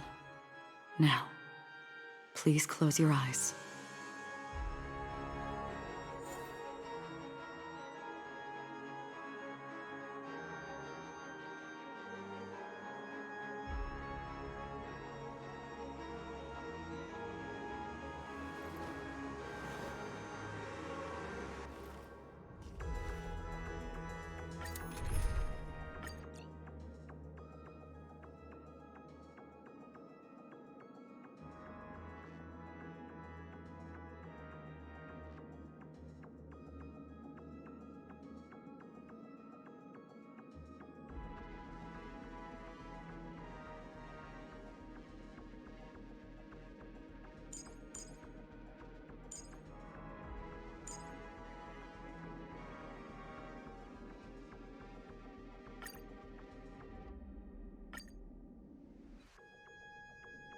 Oh, how long has this reign been ongoing?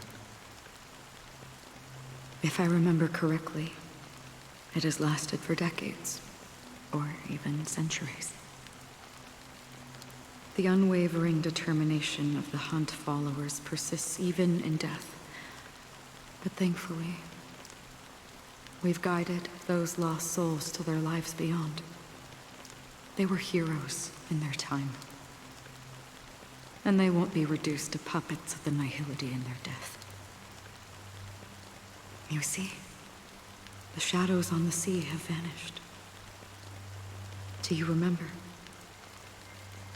You once said that the sky would clear when the regrets of the departed had faded away. But it's still raining. I know. So, why is all this? Why did this rain choose me? Because someone's regrets haven't been fulfilled, perhaps. Mortals who walk the paths are like sailors on a vast ocean, leaving behind a trail that creates countless ripples of possibilities. These ripples last longer than the fleeting lifetimes of humans. And for some, their presence leaves such a strong mark that it's reflected in the waves. Sin-thirsters, the obsessions of the Pathstriders. They emerge from the depths of Ix, seeing themselves as masters of their own destiny, unknowingly repeating the actions of their past lives. They emerge from the nihility and head toward it, leading purposeless lives. However, these hollow phantoms, they have journeyed with me for such a long time. Oh, so this is how it is. I'm already dead. Yes.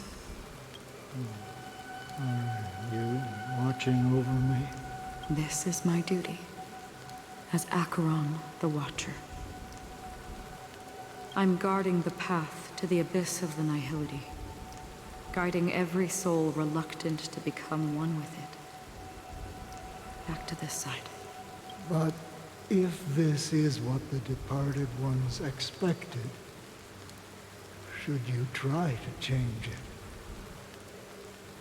I don't know.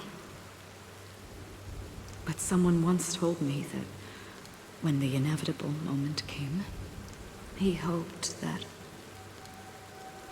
someone would stand at his grave and place a bouquet of flowers. Even if it doesn't make sense at all? Some tasks have to be done, even if they are pointless. I have experienced that much already. Please extend your hand, and then close your eyes. I'll carry your wish with me and fulfill it. Only then will I be able to put an end to the final regret by the Dead Sea. Will I ever see them again? Yes, that is certain. Because it was you who told me about the Express, your two former companions. The expedition cut short by the Swarm, your narrow escape from death, and your encounter with the Galaxy Rangers and Penacony, the hometown to which you could never return. Yeah. For countless times, I got rejected by the family and had to pass it by. But I knew that my companion was still there. Hello, Mikhail. Are you still there? Take my hand and come with me. We will leave this place. You'll embark on a long, long journey, shrouded in darkness. But fear not, as a touch of red will be awaiting you at the end of the path. That's the color of existence. Follow it, and it'll guide you and illuminate the way out. By doing so, you'll eventually reunite in the warmth of the sunlight. Thank you. May death be the end of your boundless dream, guiding you back to the waking world. Welcome to the horizon of existence. This place is one of the thousands of manifestations belonging to the sleeping and shapeless. And it's also an exit out of the nihility for the awake ones. Let's bid our final farewells here.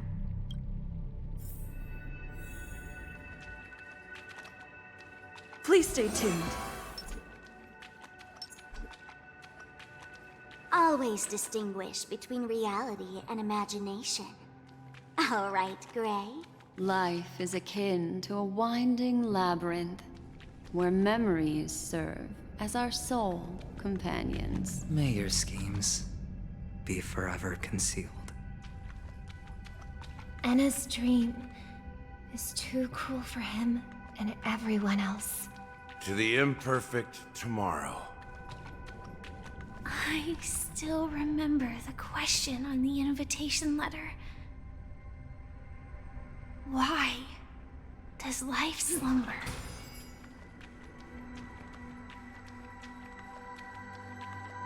Why does life slumber? We don't know the answer yet, but we're about to awaken from this dream. Or perhaps such is the answer itself. Leave this place. Return to where you belong, and awaken Penacony from this dream. As I said, our plan is not about convincing everyone to choose the right path, but about inspiring them to save themselves. So, when will people actively save themselves? The answer is when they are in desperate situations, like a drowning individual in the deep sea. When one's body and mind bear immense pressure, agony, confusion, and despair will follow. I firmly believe that the fragility of humankind often freezes them in their tracks. But in truly desperate situations, they will strive to save themselves. And now, Penacony has enough heroes to lead them forward. It's through this inherent, self-centered instinct that people exert their utmost effort, even when they know their struggle is fruitless. As absurd as it may seem, it's their resistance.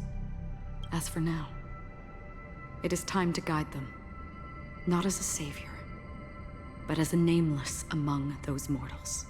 In this way, you will reunite in the warmth of the sunlight. The rain is intensifying. Before we part ways, please allow me to ask a few final questions. So far, you have forged unbreakable bonds with numerous individuals and entities in the Sweet Dream. Might I ask if you fear severing these bonds with your own hands?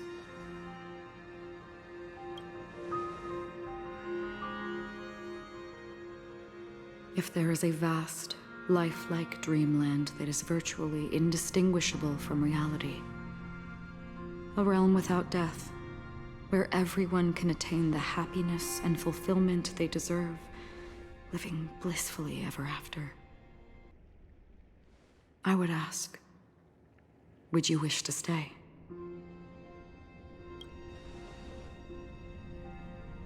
Imagine if this splendid dream were fated to fall apart.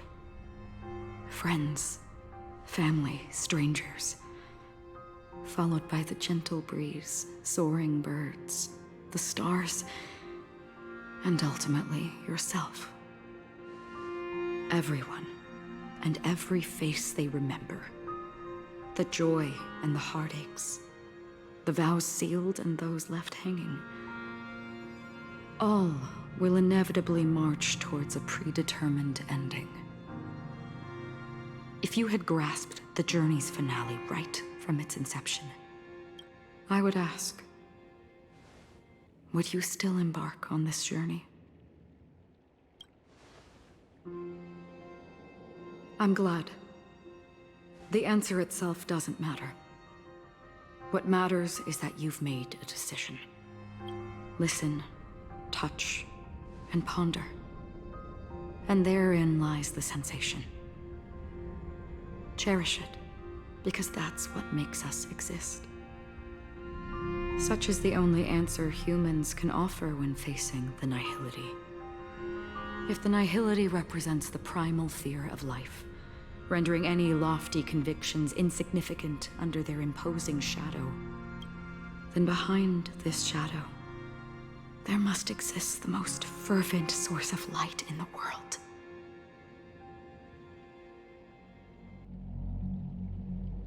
Just as every life that edges closer to death fervently approaches the end of the nihility, we must pursue that primordial light.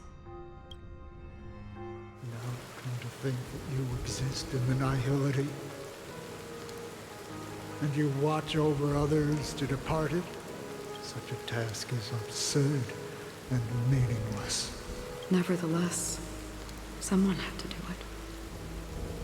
As for the meaning you mentioned, even if it's a meaningless task, I've come this far, haven't I? Even if the future you forge may not even belong to you. It may not belong to me, but it definitely belongs to someone. What hardships perhaps you must have experienced. In that case, allow me to do something meaningless too. Please, tell me your name.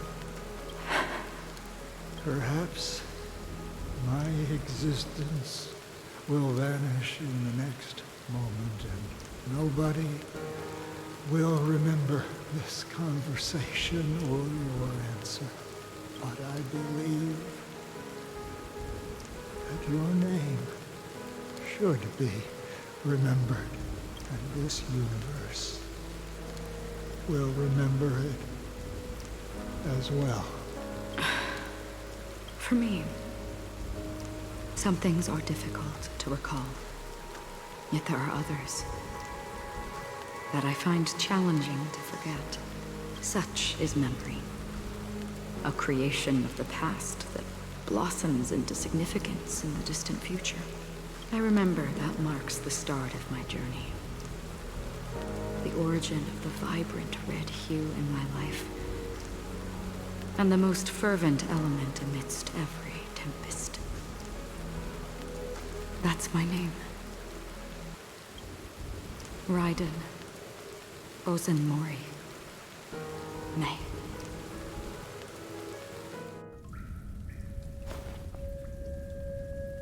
The Golden Dream is getting restless. In the coming long nights, I'm afraid you will face many setbacks and witness many tragedies. And in the end, you will only see in black and white. But please believe me, that in that monochrome world, there will be a glimpse of fleeting red. And when you make a choice, it will appear once more.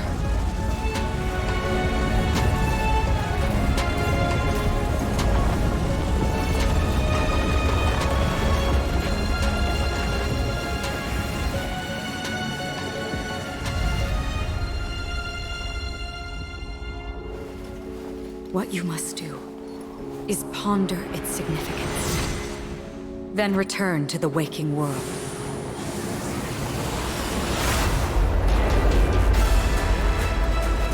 That's where we all find our answers.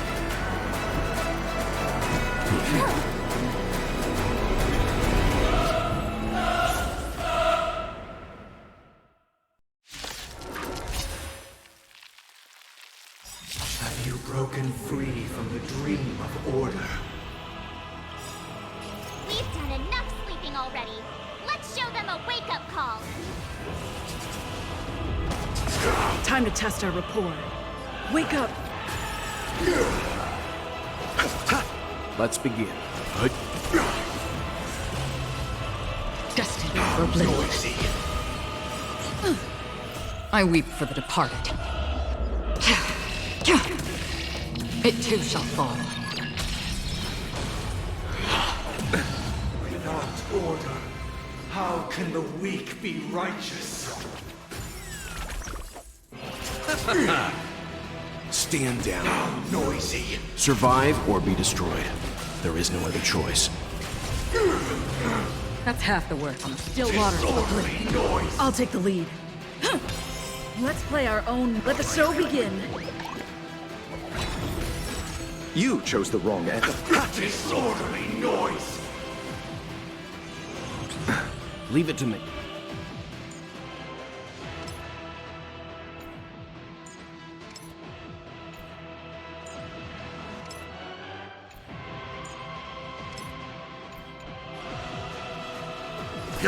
Disorderly noise. If you have any objection, feel free to make your case. Eternal sleep. The dead return!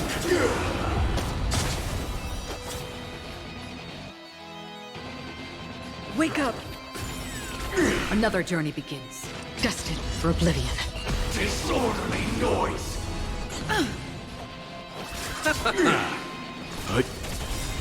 You know nothing of the weight. Survive or be destroyed. There is no other choice. sink into a dream. Keep up with me. How noisy.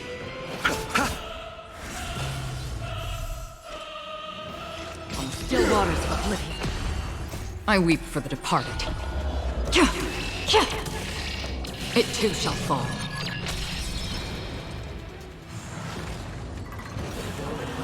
7,336 notes. I solemnly invite you to join the glorious chorus and ascend to the heavens! With wisdom comes protection. I'll see you off. Let's begin. Free will, or was it fate? Destined for oblivion. Nothing major. Listen up. Receive divinity. Don't worry, it's just Eternal a script. The dead return! The noise is fading. Catch up. The dreamscape is indistinguishable from reality. Can it still be called an illusion? Leave it to me. Keep up with me. Let the show begin.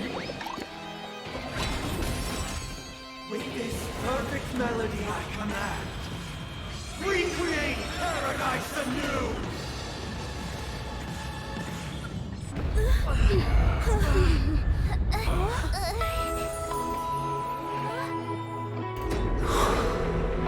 Music.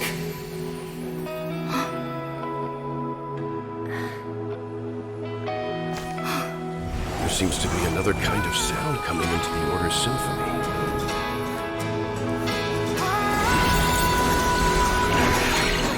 Penacony's first and last disharmony. I'll take the lead. Those imprisoned in their dreams are awakening for freedom. Disorderly noise! Robin, is that you singing? Brother, you have heard their cries. This is not the paradise they hoped for. Even so, they don't know where they should be heading. That's why I had to become the lone star in the sky to guide them. Even if that star must hang in a perpetual night of solitude.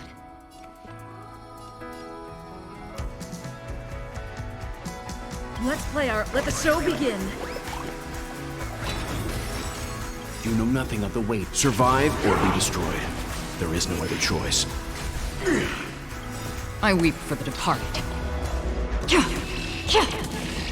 It too shall fall.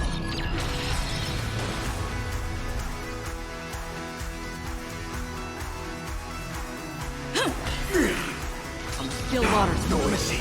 I'll see you off. Let's begin. Eternal sleep. The dead return! Disorderly noise! Uphold the truth, and you will. Free will, destined for oblivion. You chose the wrong enemy. The noise is fading. Enjoy eternal peace. Leave it to me. Stand down. Survive or be destroyed. There is no other choice. The weakness of humanity cannot be redeemed by others. We will never choose to run. I'll see you off. Bloom. Don't worry, it's just a scream. Keep up with me. Wake up. Let's begin. Disorderly noise. Still waters. Disorderly noise. Wait for good tidings. Let's play our own. Let the show begin.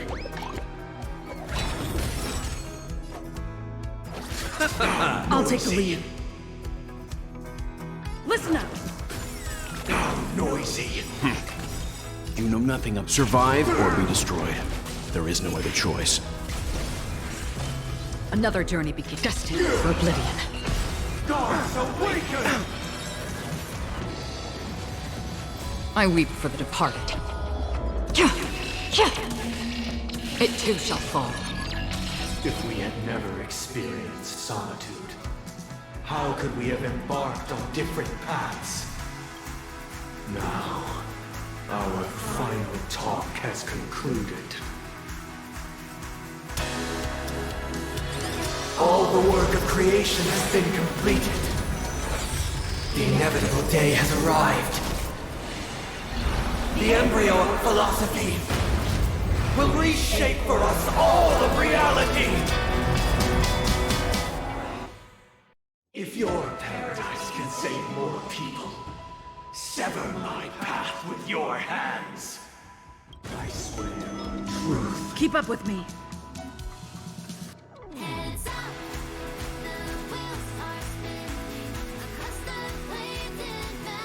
Witness the will of the weak!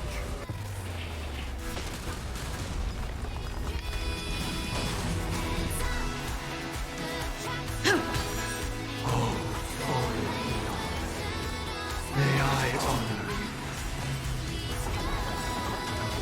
eternal sleep? The dead return! Leave it to me. With this 7-day vow, I command you to heed my summon. Uh-oh. I have a bad feeling about this. It was not you who created all things. It was humanity that created you. You know nothing of the weight. Survive or be destroyed. There is no other choice. Your divine being will become the foundation of our paradise. Don't worry, it's just a scrape. Let's play our own melody.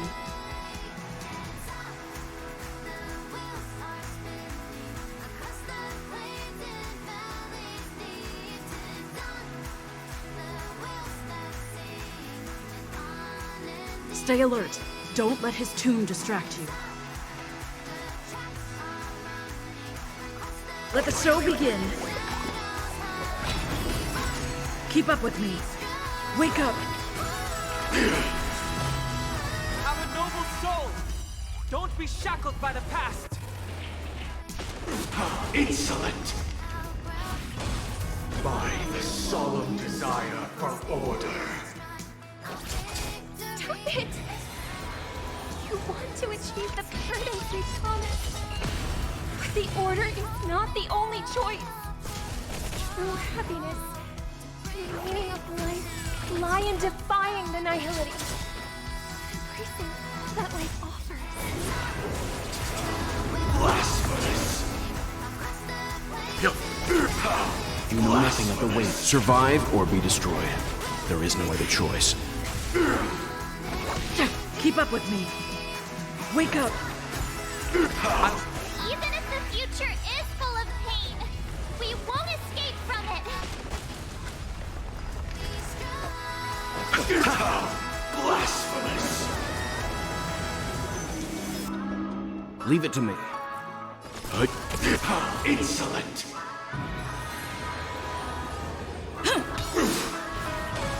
I swear on words. Let's play our... Let the show begin.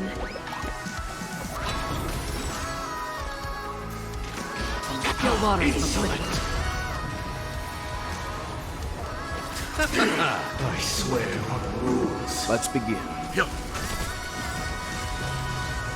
I weep for the departed. It too shall fall. I swear on meaning.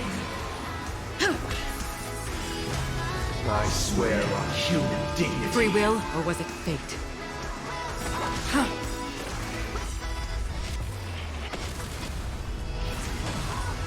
Awaken, judge of the world!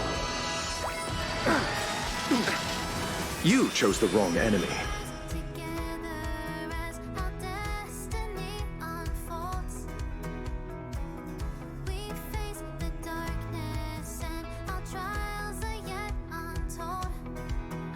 What is it we're waiting for? You know nothing of survive or be destroyed. There is no other choice.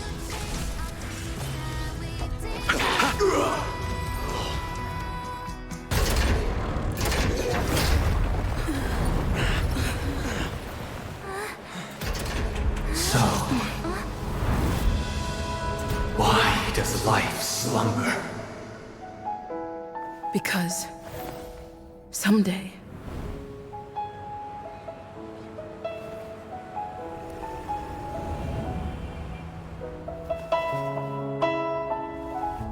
we will wake up from our dreams.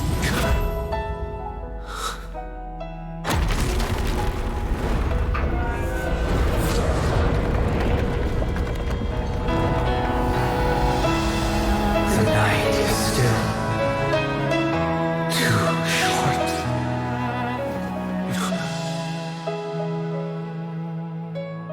Brother, the dream is over.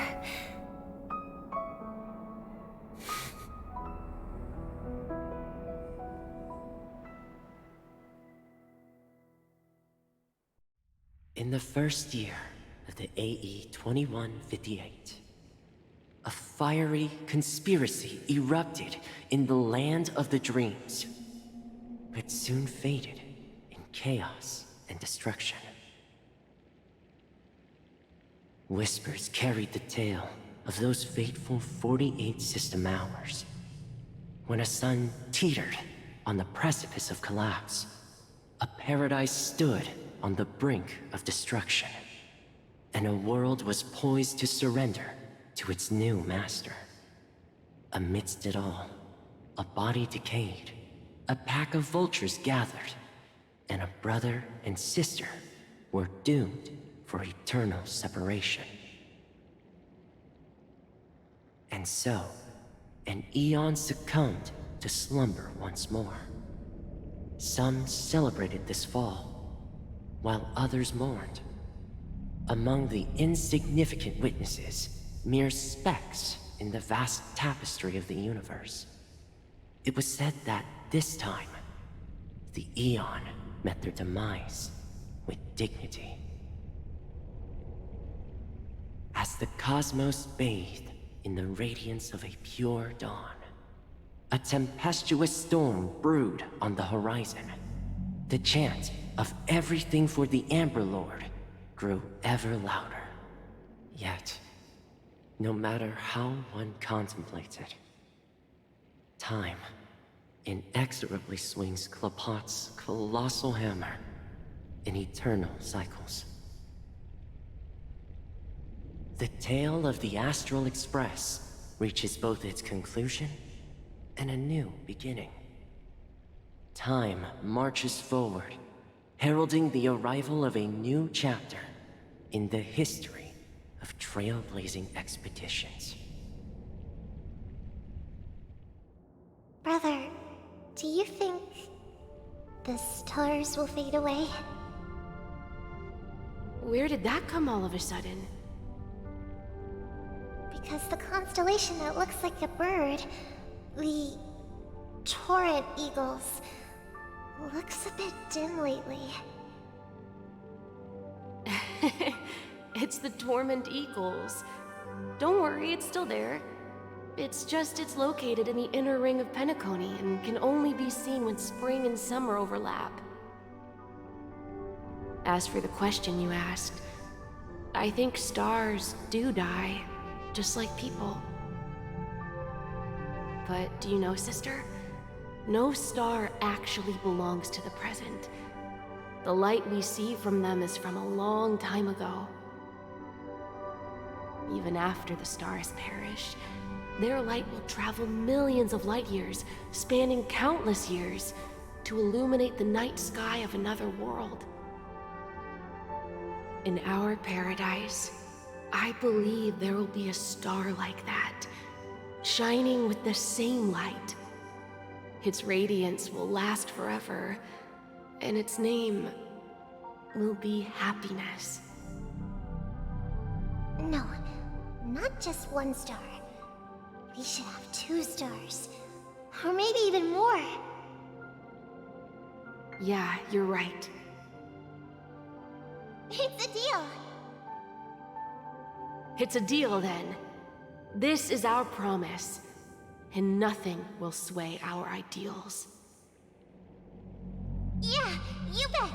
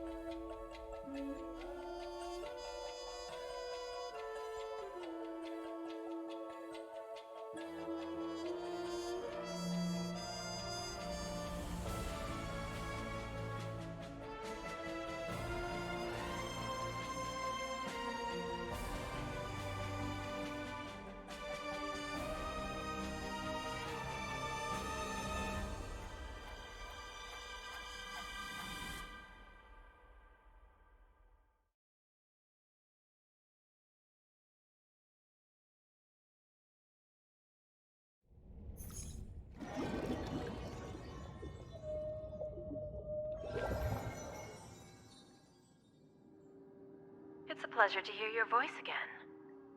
Congratulations. You've become the biggest winner of this festival. Are you calling just to poke fun at me? No. I'm just impressed. Not only did you venture alone into Penacony and discover the truth of Dreamflux Reef, but you also managed to escape with the help of that Knight of Beauty. Remember the recording you received from your Trailblaze friend? It's now the most valuable chip in this game. However, this came at a high cost. Losing a cornerstone is a hefty price to pay. Diamond just called a meeting to discuss what to do with you. Just as I expected. So is Diamond planning to demote me, or kick me out of the 10 Stonehearts? Why don't you take a wild guess? Well, alright. Then I'll guess. He's going to promote me to P46? Alright. What will you wager? Are we talking about a real bet here? I don't want to wager anything just to escape your clutches. But if it's just a friendly bet, I'll put on the line what I did when we first met. I'll bet my life, ma'am. Interesting. But since it's Diamond's call, no one can predict the outcome. I'm on my way to Penacony. Once everyone is settled, we'll return to Pier Point for the final showdown. Sounds like I'll be out of the action for a while. Finally, a chance to kick back and relax. Yeah. Leave everything to me and Topaz, child. Thanks to you, as soon as the Jade Stone was delivered to the family's compound, we finished up our preparations. The seeds we planted have taken root. Soon, it'll be time to reap the rewards. Huh?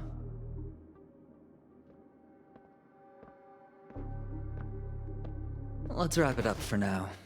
Looks like I've got a visitor here.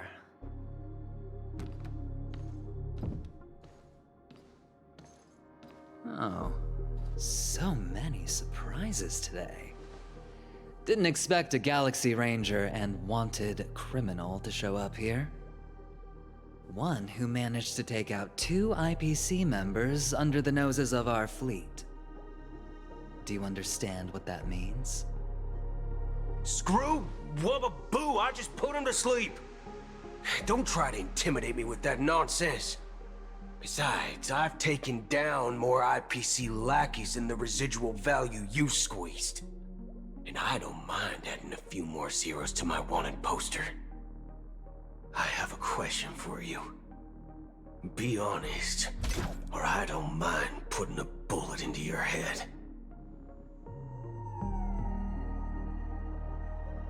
Tell me, where is Oswaldo Snyder?